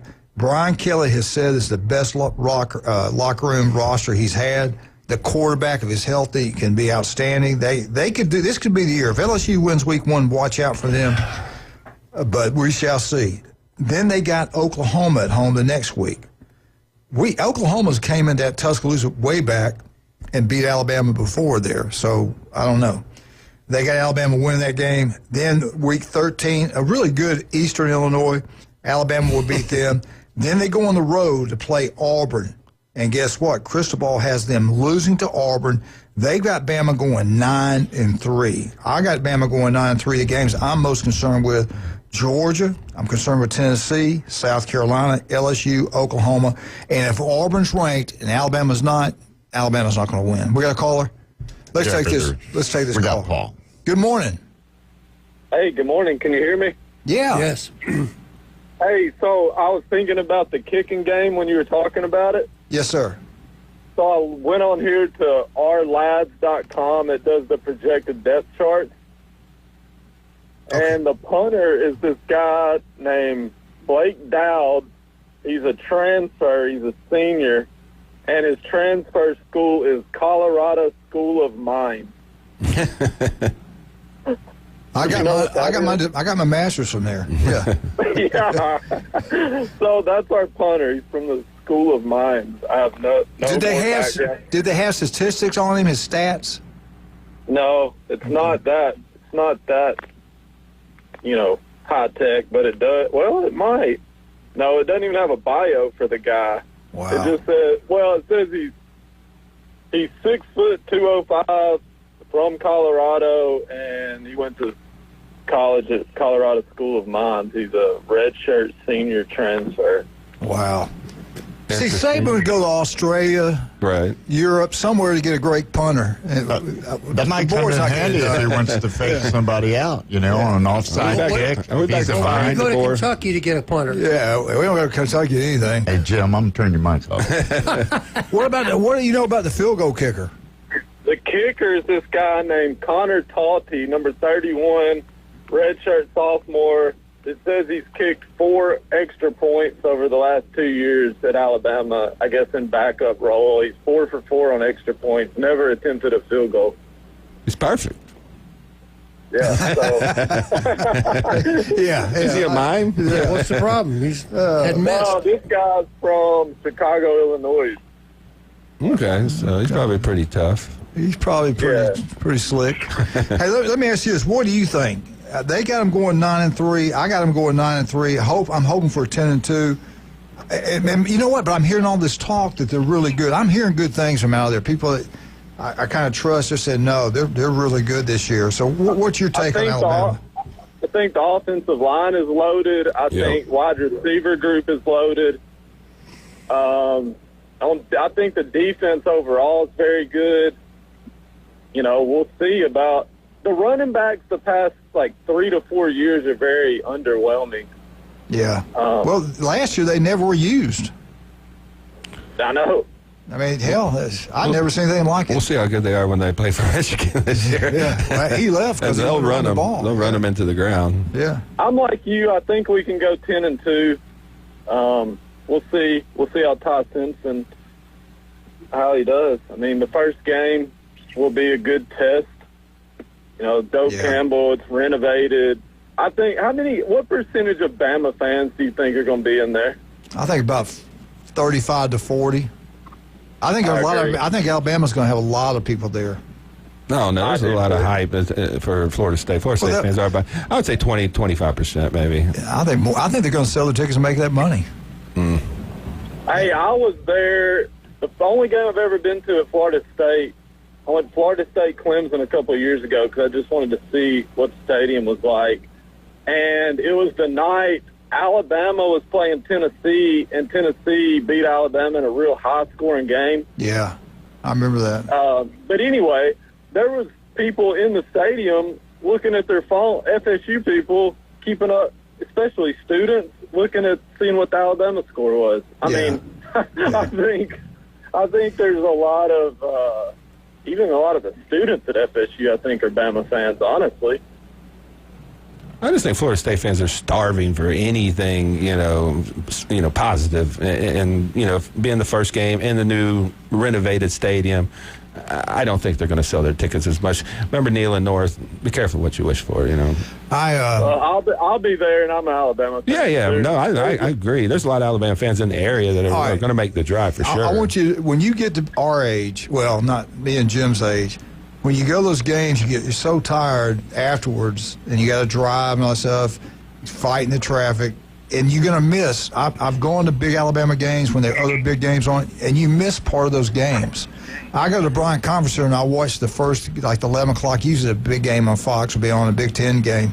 I'll watch it, then you got to leave around halftime to get into the stadium if it's a 2:30 game.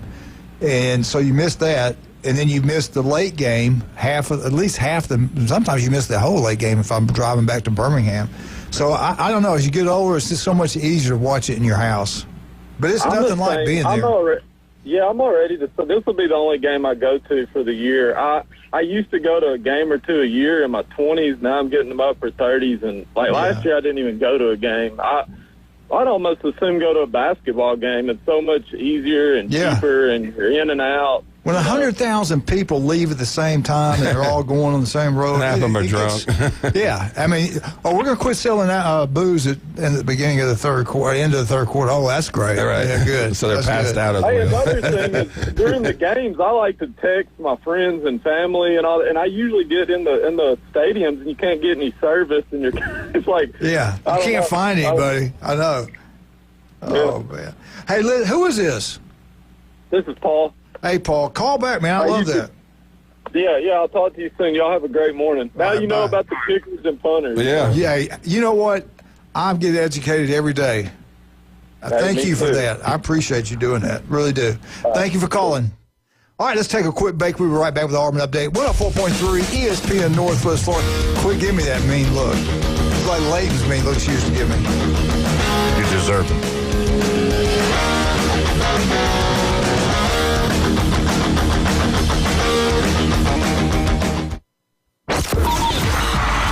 You've read the headlines. You've seen the highlights.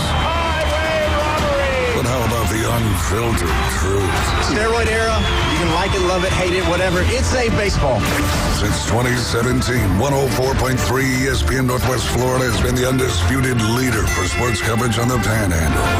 If it matters in sports, it matters to us, and it matters to you. 104.3 ESPN Northwest Florida. This is Joanna with ESPN Northwest Florida with your Tuesday's weather. This afternoon and evening, there will be a moderate breeze out of the south, a variety of some sun, and a possibility of thunderstorms, and 86. A chance of thunderstorms and mostly clear skies tonight, about the same, 81. Tomorrow, a variety of mostly sunshine and a chance of thunderstorms and a high of 88. This forecast is sponsored by Mid-South Lumber, the best little lumber yard in Panama City. Thank you for keeping that dial at ESPN Northwest Florida. Rely on it. Los Rancheros has been doing it right for 20 years. Los Rancheros brings a top-shelf dining experience to you with the opening of their beautiful new building. Watch all college and pro games on Los Rancheros' 14 large-screen TVs with great drink specials daily from 2 to 5 and during all the games. Los Rancheros, the place for live sports and great food on 23rd Street between Jenks and Harrison. When it comes to building smart and roofing right, TK Vandy's is the name you can trust. They're your go-to for general contracting, design build solutions, and top quality roofing. From concept to completion, they deliver excellence on time and on budget. Whether it's a custom build or a complex renovation, they've got you covered. Literally. Call TK Vandy today and build something better together. TK Vandy, built with purpose, roofed with pride. Reach out, call up and just say hi. Give them a call. Phone lines are open. 850-215-6290. The Coach James Hale Show is taking your calls live and local. From the J. Michael Studio. 104.3 ESPN Northwest Florida.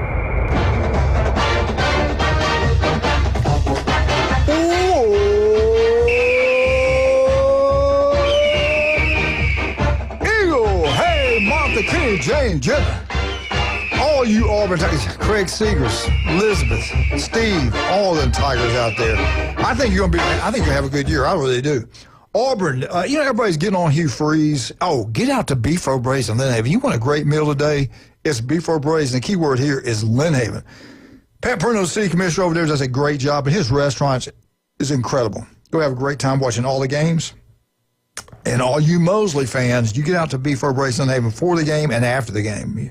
Boosters be down there and have a great time.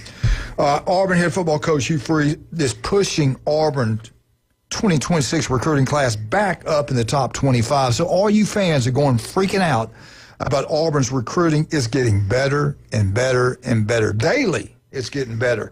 And the word is they're going to be flipping some people. They just got the number 2 receiver in the entire country.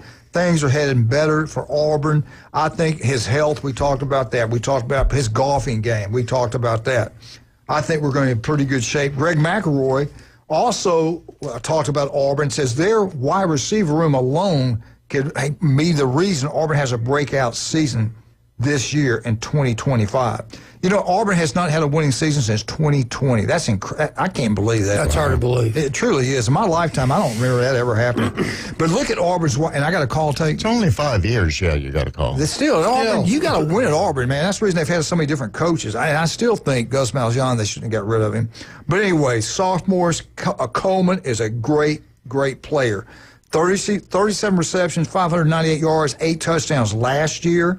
They got a great player from Georgia Tech, Eric Singleton, and they got the Fields kid from Wake Forest. That's 2 big-time pickups. Now, Singleton had 56 receptions, 714 yards, 6 touchdowns. He can play. Fields has got a lot of length to him, bigger kid, 39 receptions, 463 yardage, 4 touchdowns. Hugh Freeze knows he's got good receivers. He knows what these guys can do. He's brought in good players. He's recruited good ball players. Now, can Jackson Arnold get the ball to the receivers? I think he can. The receivers are pretty good. We always all said it. The key game is Baylor week 1. They need to win that ball game. I got Crystal Ball's Auburn predictions right here in front of me. I think you'd rather hear that. But we got to stop because somebody called me during the Auburn update. And you know what? If you call us, we're going to stop for our callers because we love them. Who do we have? Who's on the phone today? Good morning. War damn eagle. Hang up. What are you doing? I was calling way in on this kicking thing you guys are jostling about. And it doesn't matter where the guy comes from, where he played. Obviously, Alabama wouldn't have picked him up if he wasn't any good. That's true. But the thing is this. How many offensive linemen does the team usually carry? 10, 12, 15? Something how many defensive linemen? Yeah. So how many kickers do they carry? They carry usually one with experience and either a walk-on or a guy that's going to be redshirted. Yeah. All right? And if you need another one, it's usually somebody on the team that has done some kicking in high school. Yeah. So how many teams are there and how many linemen do you have and all this stuff? So kickers, it doesn't matter where they went or where they played. If they're worth their weight in salt, they're gonna pick them up. So the quickness of getting the ball off, the hang time, and the distance. The distance is not as important as the hang time. So you're saying Alabama's kicking game is going to be just fine. I think that's what I hear They'll be you fine. saying. They wouldn't have them. I mean, it ain't going to take long. You know, in that position, you have either positive or negative effects right after the kick. So well, you're a kicker. You've coached this for years, so I'm going to ask you, who's got the advantage in the first game of the season? 2 unknowns from Alabama or Florida State's punter and their field goal kicker. How good are they? Well, they're 2 unknowns also. They're both new, but they've both been there. Both of them are redshirt, either freshman or sophomore. So we got testing from both sides. Mm-hmm. But you know, we were talking about the guy from Alabama only made 4 extra points last year. Well, I guarantee you in practice he's kicking field goals. Yeah. Hey, Professor, are you out in the links? Are you out in the course right now? Oh, no, not today. It was raining early this morning. So why are you not here? Why are you not here? I mean, what's the excuse? I have other things to do. I have a prep for a school board meeting today. So. Oh, okay. All right. No, I don't. He's important. No, man. Yeah, he's giving a speech. No, actually, I had some stuff to do with Almega today, so I'm delivering stuff and you know. Oh, okay. Delivering stuff, huh? Yeah. That don't sound good. Let me ask you this. What did you think? Because and speaking of Auburn, what did you think about, and I get it, but there's a lot of Alabama people, I think they're Alabama fans, really, they call themselves sports writers, but there was a lot of talk about Auburn that, hey, you got a tight end that got caught with a little bit of marijuana, you suspend him he's off the team, yet you got a guy that's strangled a female that you did not kick off the team, has been practicing, but his charges have just been dropped by, I guess it's his girlfriend. Amazing. Shocking. Yeah. So you can strangle her. They said they could see it. They were concerned. It was a big deal. And then, is this a good look for Auburn? It never is. He said the glove didn't fit. You must have quit. Exactly. So it was wrong fingernail glove. Yeah. Can he catch? There's always 2 sides to every story. Is Auburn the first university to have this problem? No, it won't be the last. Yeah. So you know, the other thing too is the president's fixing to declassify some of that stuff. So So it's going to learn. Yeah. Yeah. As long as while you're smoking, you're trying to make it into rope, you're okay, I guess. I All right, then let me do this. I want you can hang on and tell me what you think about this. Yeah. Anyway, Crystal Ball has Auburn 7.5, and these guys are usually pretty good. Seriously, I got respect for them. They're not out in left field. Week 1, they got Auburn on the road Friday night. I think the kickoff is at 7:00 our time on Fox. The whole world watches. Auburn gets it done. Auburn beats Baylor. They go home week 2. They play Ball State. They get a win. Week 3, South Alabama comes in there. South Alabama plays like it's a Super Bowl. They just don't have enough players. Auburn wins. Now, Auburn on the road. They go to Oklahoma.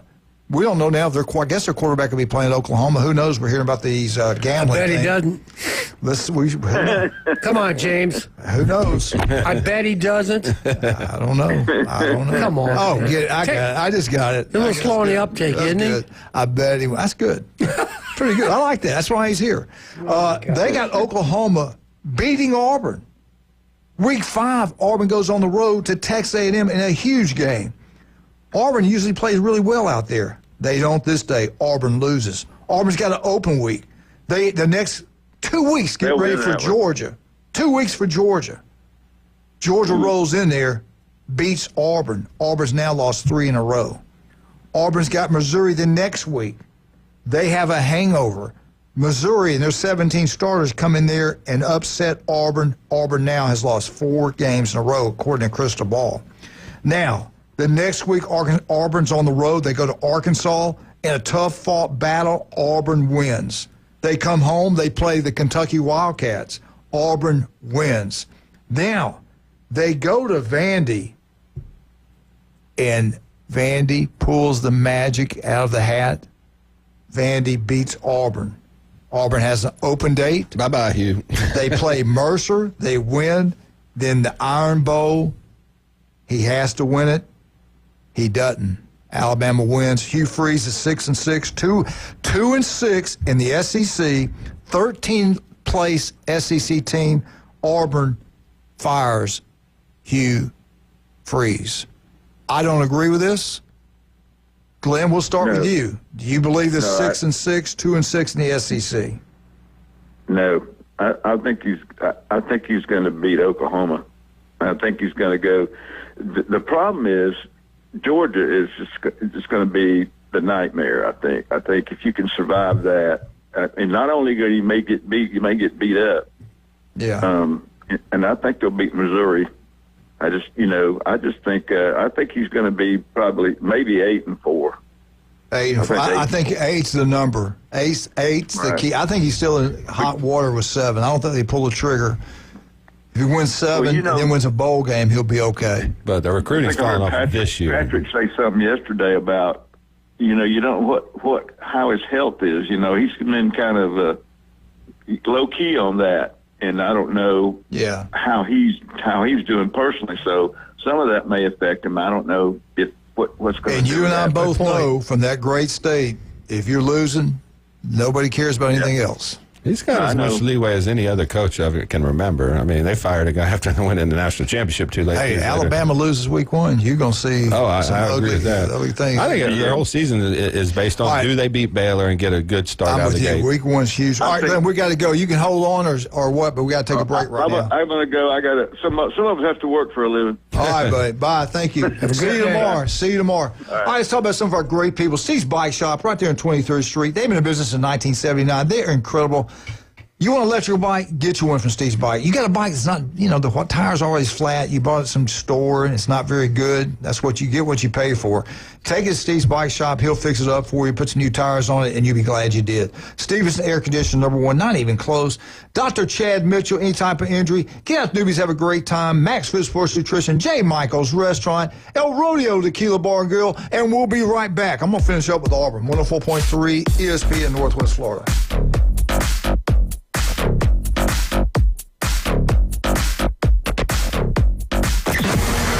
And the Panhandle never stops.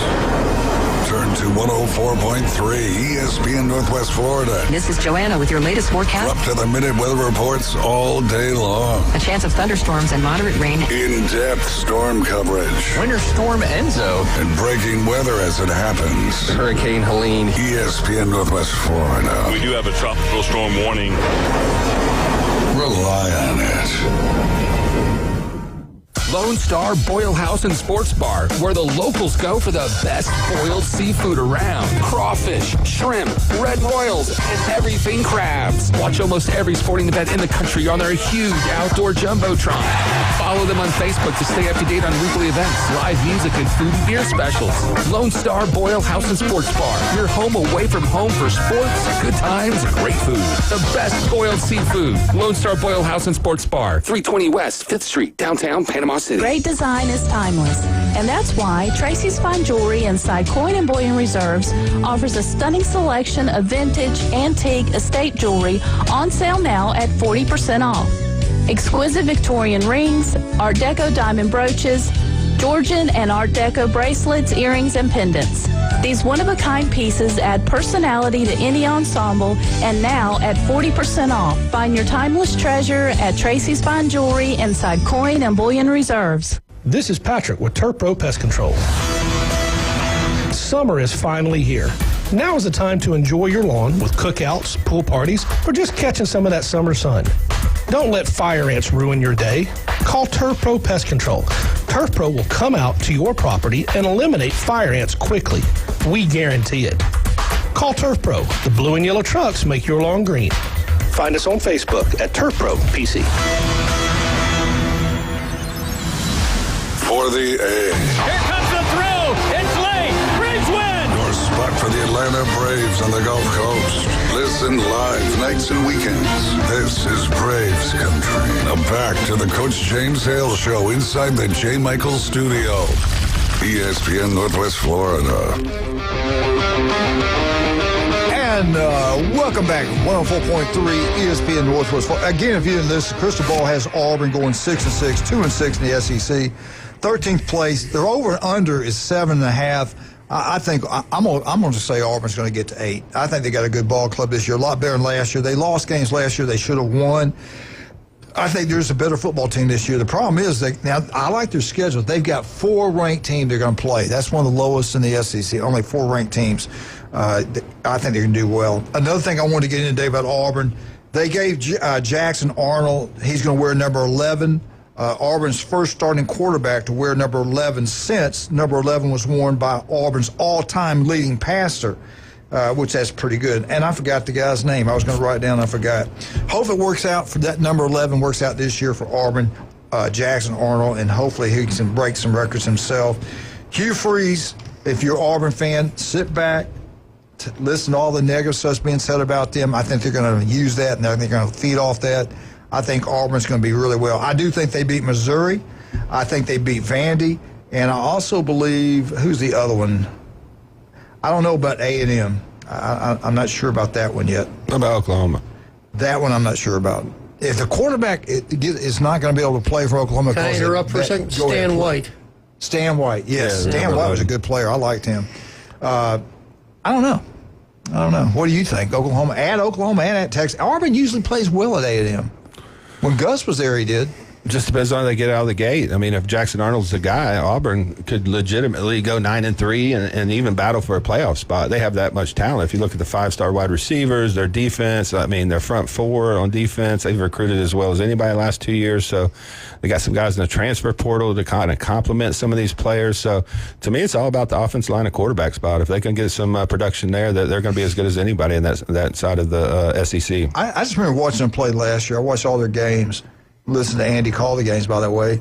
They gave away the Oklahoma game. That's all on Hugh Freeze. Yep. We all know it. There's no sense of just being honest about it. The play selection was terrible. You got a great running back, and you're trying to keep the receivers happy, the quarterbacks happy, and all that kind of stuff. If they had ran that kid, I truly believe Auburn beats them. There was another game. I think they probably could have won the Missouri game. Texas A&M, they could have done that one, I think. I think they win these close games next year. They got to. I mean, for his sake. I mean, if not, we'll be talking about who's going to be the next coach at Auburn. Yeah, it's not like they don't have players. They've got good defensive players. They got a good offensive lineman. They got a lot of them back. I think 4 back. And receivers, they got one of the best receivers in college football. Yep. They really do. Some have really good hands. They can grab a hold of anything and hold on to it for a long period of time. Until the air's squeezed out of it. Yeah, they put a chokehold on that ball. All right. There was something I wanted to talk to you guys about, if I can find it. Just give me a second. Jason, anything out there, nothing lately on Michigan, the Big Ten?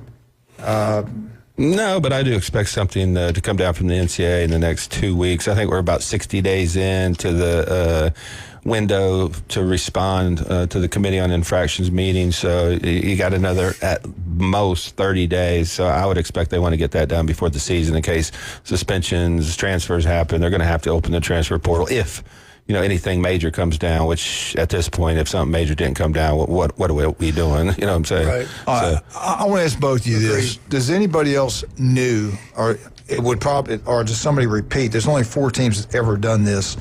Does somebody, and maybe it might be 16, like Dabo said, it could be a team that wins 16 games and win the national championship.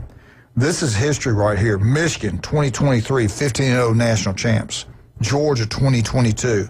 LSU, 2019. And Clemson, 2018. Does anybody that wins a championship this year, do they go undefeated?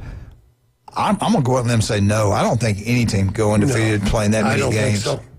I don't think so, because once you get to the playoffs, you're going to play at least 3, possibly 4 top 10 teams. I mean, that's. Could it be Brian Kelly if they beat Clemson week 1? LSU, I think, with Joe Burrow's breakout year, I think they beat Texas at Texas. I'm pretty sure that's correct. I think that was week 1, and then they went on and did had one of the greatest teams of all times. Could LSU repeat that? No. Yeah, I don't think so. Well, let's look at Brian Kelly. Brian Kelly at Notre Dame, 2010 to 2021. Notre Dame major bowl wins. How many?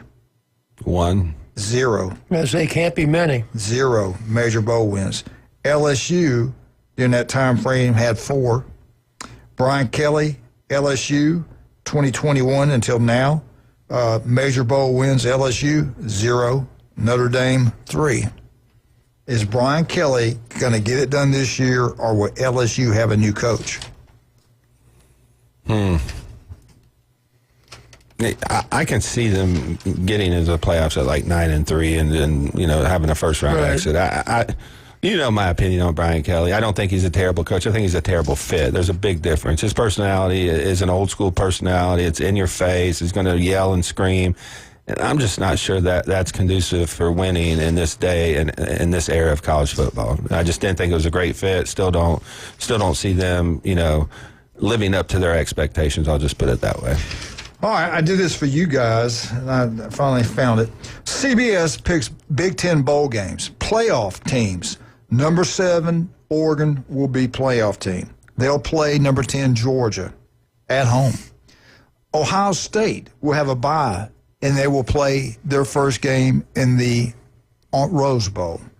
Oregon wins. They'll play Penn State in the next round of the playoffs, and I forgot what bowl game's that, where it's played at. Pinstripe game will be played between Wisconsin and NC State. UCLA, Los Angeles Bowl will be played between UCLA, Utah. The game above sports, that's a new bowl game. Never heard of that one. Never have it, yeah. Minnesota and Ohio, not Ohio State, Ohio. Guaranteed Bowl, Rate Bowl, Iowa, TCU, Las Vegas Bowl, Nebraska, Arizona State. Is that a big, where's that in the pecking order, Big Ten school? That's low, that's down low, isn't it? Who? The Las Vegas Bowl. Isn't that down low? Yeah, it's fairly new, too. Yeah, I don't know much. So that means Nebraska didn't have that year. Music City Bowl. Mr. Hale, come in and sit down and join us. Oh, my gosh, look who's here. Elvis Jr. Music City Bowl. Come in and ask your opinion on something. Elvis Jr. is in the building. Do you think this happens? Music City Bowl, Illinois. I think they'll go bigger. Illinois versus Ole Miss. That means Ole Miss not had the year they thought either. Does that happen? Illinois, Ole Miss. I say neither one of them get there. I think they both have better years than this. Jared, we're talking to you. I'm looking at Jim Bob's We're shirt. talking That's to you. awesome. Bluey. That's my kid's show. That's you know awesome. about Bluey. Oh, mine too. Not my grandson. What was the question? Music City Bowl, will it be Illinois and Ole Miss? I think they both have better years. Yeah, I agree. Good. Thank you, sir. Good to see you. Thank you for that in-depth analysis. Holiday Bowl, Washington Pitt. Washington Pitt, Holiday Bowl. Probably. Alamo Bowl, ooh, they won't like this in L.A. Alamo Bowl, USC, Kansas State. That'd be ugly. I think USC's going to be better than that. They got a lot of talent coming in, but it is young, so it's not going to be a quick turnaround. But are they going to give him 2-3 years to turn it around again? I mean, this is the 4th time he's been trying to turn the program around. They got plenty of money. They could buy him out. Quest Bowl, Indiana, South Carolina, Citrus Bowl, Michigan, Florida. Citrus Bowl is a pretty good bowl for the SEC, and I think it's a pretty good bowl for the Big Ten, too. That's just outside the playoffs there. So that's your teams. Anybody we didn't hear in here that you think might get in? Not really. Where's Vandy going? Vandy could be the Birmingham Bowl. I think Vandy will get to a bowl game this year. Or maybe not. The quarterback's back. They got a little confidence in themselves. Who knows? He's been playing for like 9 years now. Yeah. But I lost my place. That's just great. I do have this. I want to get this in today, too. Crystal Ball, George. Oh, wait a minute. Let's take a break. Miss Hale, you going to come join us? Good. Good family support. I mean, the son comes in. The It wife says hello and then goodbye. And All right. Let's talk about some of our great people. We've got so many great sponsors. Come sit down. So many great sponsors. Unbelievable. Dr. Chad Mitchell, did you fall and break a hip? Your knee hurt?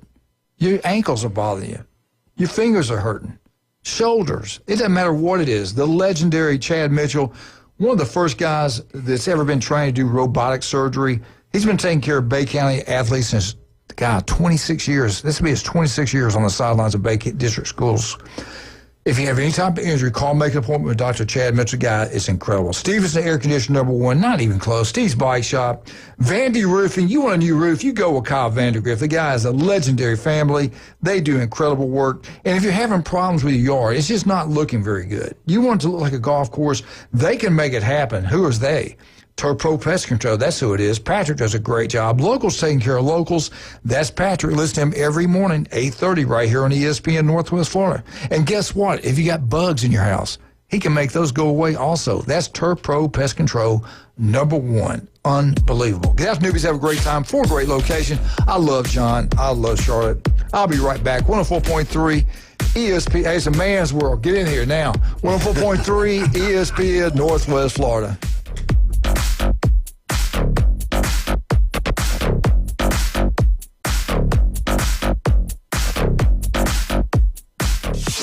ESPN Northwest Florida. Anthony Richardson injured for the Colts, and I don't want to give up on Anthony Richardson. He's too young with so much talent there. But he makes it difficult. He makes it difficult to go, okay, we're going to have to wait a little while longer for Anthony Richardson. Talent is there. I don't know how you put it all together. It's the Dan Patrick Show, weekday mornings from 9 till 11. ESPN Northwest Florida. This is Joanna with ESPN Northwest Florida with your Tuesday's weather. This afternoon and evening there will be a moderate breeze out of the south, a variety of some sun, and a possibility of thunderstorms, and 86. A chance of thunderstorms and mostly clear skies tonight, about the same at 81. Tomorrow, a variety of mostly sunshine and a chance of thunderstorms and a high of 88. This forecast is sponsored by Mid-South Lumber, the best little lumber yard in Panama City. Thank you for keeping that dial at ESPN Northwest Florida. Rely on it. Take your next adventure in an award-winning Kia from Bill Bird Kia. Discover the new Kia. We invite you to stop by Bill Bird Kia and test drive the new 2025 Kia. You'll get the perfect balance of comfort, safety, and technology. The 2025 Kia SUV family has movement that inspires. Drive away today in a new 2025 Kia Soul, Seltos, Sportage, Sorento, or Telluride. Fuel the thrill and command the road in the luxury of a 2025 Kia K5 sedan from Bill Bird Kia. Performance, power, and design built for you. Spark inspiration in the all-electric 2025 EV9. It's a modern masterpiece, fast charging, rugged, and roomy. Bill Bird Kia is the original home for the 20-year, 200,000-mile warranty. Stop by 2435 East 15th Street, Panama City, or anytime at BillBirdKia.PanamaCity.com. We'll treat you like family and give you the peace of mind you can trust. Your local community dealer is Bill Bird Kia. When he played football, helmets had not been invented yet. Players played both sides, and quarterbacks weren't afraid of needles. It's the Coach James Hale Show, live from the J. Michaels Studio. 104.3 ESPN Northwest Florida.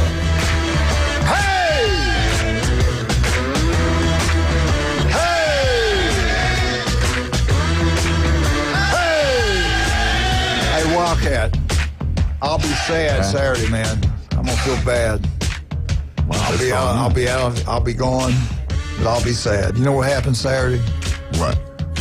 August 16th, 1977. What happened? Oh, was that the day Elvis died? The day Elvis got his wings. Get over it, man. It's been 50 years. Come on, man. Buck up. Can you believe he just said Buck that? up. You don't say things like that. You don't. God forgive him. He does not knoweth what he saith. Yeah. What about the I like day? Elvis what about too, the but day come on, Mickey man. Mouse died? Elvis was just like an American treasure. I can't believe he's gone. That they buried long time ago. I walk every day, and on the phone, you go through. He comes on there, and his songs, if you hit light, they always kind of pop up. I listen to it every day nobody can sing like him. But a couple times I've heard you sing some pretty good songs, but not. Have you heard Manley sing? Jim's got the moves. No, Manley's more like Manley and Ed Strickland, the Righteous Dylan. Brothers. Yeah, It's more like Bob Dylan. Yeah. I thought Manley was like Michael Jackson. Kind of acts that way. You know what I'm saying? Where's that one glove? Always in the locker room. Anyway. He does wear that one glove, doesn't he? Bend over. When he plays golf. All right, question. I'm going to say this other thing until tomorrow. Who will get a job first? Will it be John Gruden or Jimbo Fisher? They want to get back in coaching. Both of them would love to be in the SEC. Gruden, no experience as a head coach in college football, but he wins the Super Bowl. I think it was in Tampa, 2002. Legend. Everybody knows who he is. He go recruit. Everybody's going to know who the guy is. Jimbo Fisher won a national championship at FSU. It fell apart at Texas A&M, one of the biggest buyout in college football history. You're an AD. You're a president of a university. Who would you go with first? Would you go with the guy that's won a Super Bowl, or would you go with the guy that's coached college football, has won a national championship, and maybe not liked where he left the last two jobs? I never really thought about John Gruden being a college coach. I mean, he could be. He knows football. Obviously, he did it for 30-something years in the NFL. I think he'd be very good. I do. I think they both do well. I really do. Well, regardless of what you think and how they ended up at Florida State, forget it. Can he coach or not? And we'll see. I think they both do very well. Who would you take? You, Jim Brandt, personally? I would take Jimbo Fisher. Because he's done it. He's more of a college guy. Okay. Yeah. I like guys that coached in the NFL when they come to college, but I think you need Stallings. Had Stallings coached college before? Yeah, he coached for Bryant. Yes, he did. Yeah, he did. He was at A&M. Yeah, he did good. So there was one that went straight. We're going to find out this year, in the next couple of years with Belichick. But I like Saban. He had coached college, went to the NFL, went back to college, went back to the NFL, then came to Alabama. I think when you coach the NFL, it's the elite of the elites. I like that experience, but he's never coached one day of college football. I think, unlike Jim, though, I think he would adjust completely. Let me break it down a little bit differently, Jason, for both of you guys. You're at Mississippi State. You guys might not know much about Mississippi State. If I'm at Mississippi State, that name Gruden's so big, that would be a huge deal for that school. I think they would go with Gruden over Jimbo. I think, because the big, now I could be wrong, I should ask Brian tomorrow. What would you do if you're Mississippi State? From the state of Mississippi, have a big name like Gruden that's won a Super Bowl. Is that bigger than Jimbo Fisher? Would you do it? I'm always of the philosophy in the NFL and college are completely different games from a coaching perspective. When you're in the NFL, you're managing egos. These guys are expected to be professionals. It's not as much hands-on. It's not as much in your face, rah, rah, rah.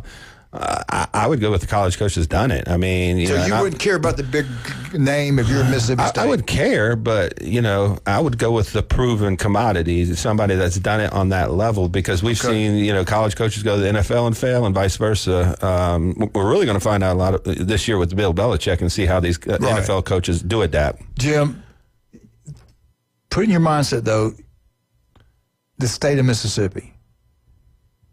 That would be huge, I think, for them, because he's not answering the way I want him to. Exactly. It'd be huge for them, I think, to have a name of a Super Bowl. I could be completely wrong. I think they might, maybe there's some that want Jimbo.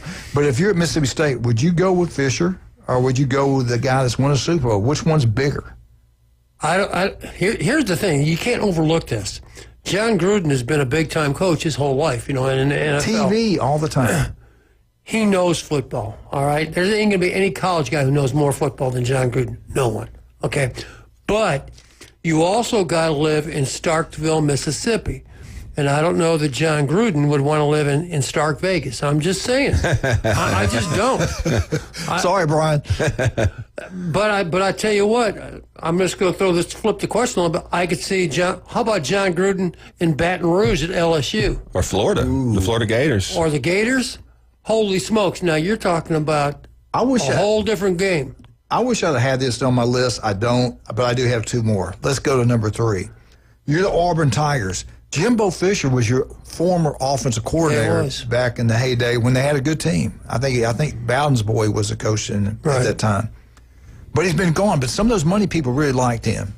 And then we go back to the big name on TV all the time. All these high school kids know who he is. Of course, they know who Jimbo Fisher is too. I do think Gruden's a bigger name. That's just me. I think he's a bigger name. I might be probably wrong. If you're Auburn, what's your take? Does that change anything? What you said a minute ago? If you're at Auburn. It really doesn't for me because I look at recruiting. I think that's the lifeblood of college football, and Jimbo's proven to be an elite recruiter. You can say what you want about leaving. I don't know about Gruden. I don't know if he wants to get up and work 18 hours a day and chase 18-year-old kids around. I mean, that's the main difference between college and the NFL. Right. So I always kind of lean towards the college guy in college and the NFL because I think they're just two totally different jobs. What does Auburn do? Would they go after Jimbo because he's been there, done it? I talked about the other day. I think it would make sense for them to at least ask him. I mean, Jimbo's saying he wants to get in coach. Well, you already coached here. You know the environment. You know the landscape. Would you come back? I mean, if we give you X amount, and I'm just going to beat this drum again, you're already getting $7 million a year from Texas A&M. Right. We'll pay you $5 million. It's a discount. You're making $12 million. When's the last year Gruden coach? That's one thing that bothers me. I feel like he's already got past his coaching prime a little bit, even though he looks young. But I'm not sure if he's wanting to get back into 18-hour days chasing 18-year-old kids around. Do you remember when the last time he coached was? What year was he? A couple of years ago. Vegas, 7, 5. Yeah, no, it's more than that. Has it been that long? It's over 5 for sure. Wow, I didn't realize that. That's the only thing that kind of gives me pause about Wildcat, I got to ask you a question. We're talking about the famous Gruden, big name. They made a great point. He's been out coaching for a while. He wants to get back into it. Here, but listen to this. And then I got to ask you something else. Kentucky, they might be looking for a new head football coach. Yeah, they might be. Would Kentucky go with a guy that has this huge name that's been out of it for 5 years, or would they go with Jimbo Fisher, talking like Jim? We got to play Stoops out. Now we can only have to give Jimbo $4 or $5 million to come to Kentucky. Who would you go with? That's a pretty tough question, but I think they would go with the name just to get the morale. And they got the money to pay. They got the money. Okay, they can get the money. I just got a text here. It said plenty of coal mines. I just got a text here. They're both listening. They said neither one of them would ever move to the state of Kentucky. Oh, no. Kentucky's a beautiful. Do either one of them like horses? What did S-hole mean when they said that? Either one of those coaches like to bet on the horses. So let me ask you this. You brought up a great point, though, and you do too. LSU, Florida, 2 elite jobs. Auburn, an elite job, I think. I think Auburn's a good job in the country. If you're those guys and they have their pick, I can go to LSU, I could go to Auburn, or I could go to Florida. Which one do you think they'd go to? LSU. Yeah, I think LSU. I think LSU, too, because they're both going to look, and Jimbo's been there. Gruden's got that NFL background. He knows per capita more kids come out of that state than anywhere else to go play in the NFL. And there's not a Florida State there. There's not a Miami there. And their boosters are as committed as any booster organization in the country. They'll do whatever to win. You're going to get talent at LSU. I think the greatest thing, though, is there's not Alabama in your state. There's not a Florida. They're by themselves. That's kind of like a one-horse school. That's why Ohio State's so loved and thought of. In Michigan, Michigan State. Ohio State doesn't have anybody else, right? Right. Cincinnati. No, they don't have anybody. Not like that. Yeah. Hey, man, thank you so much for listening. What a great day today. Enjoyed you guys. I'll see you guys Friday. Wildcat, great job. It's a man's world. You are what you hang with. 104.3 ESPN Northwest Florida.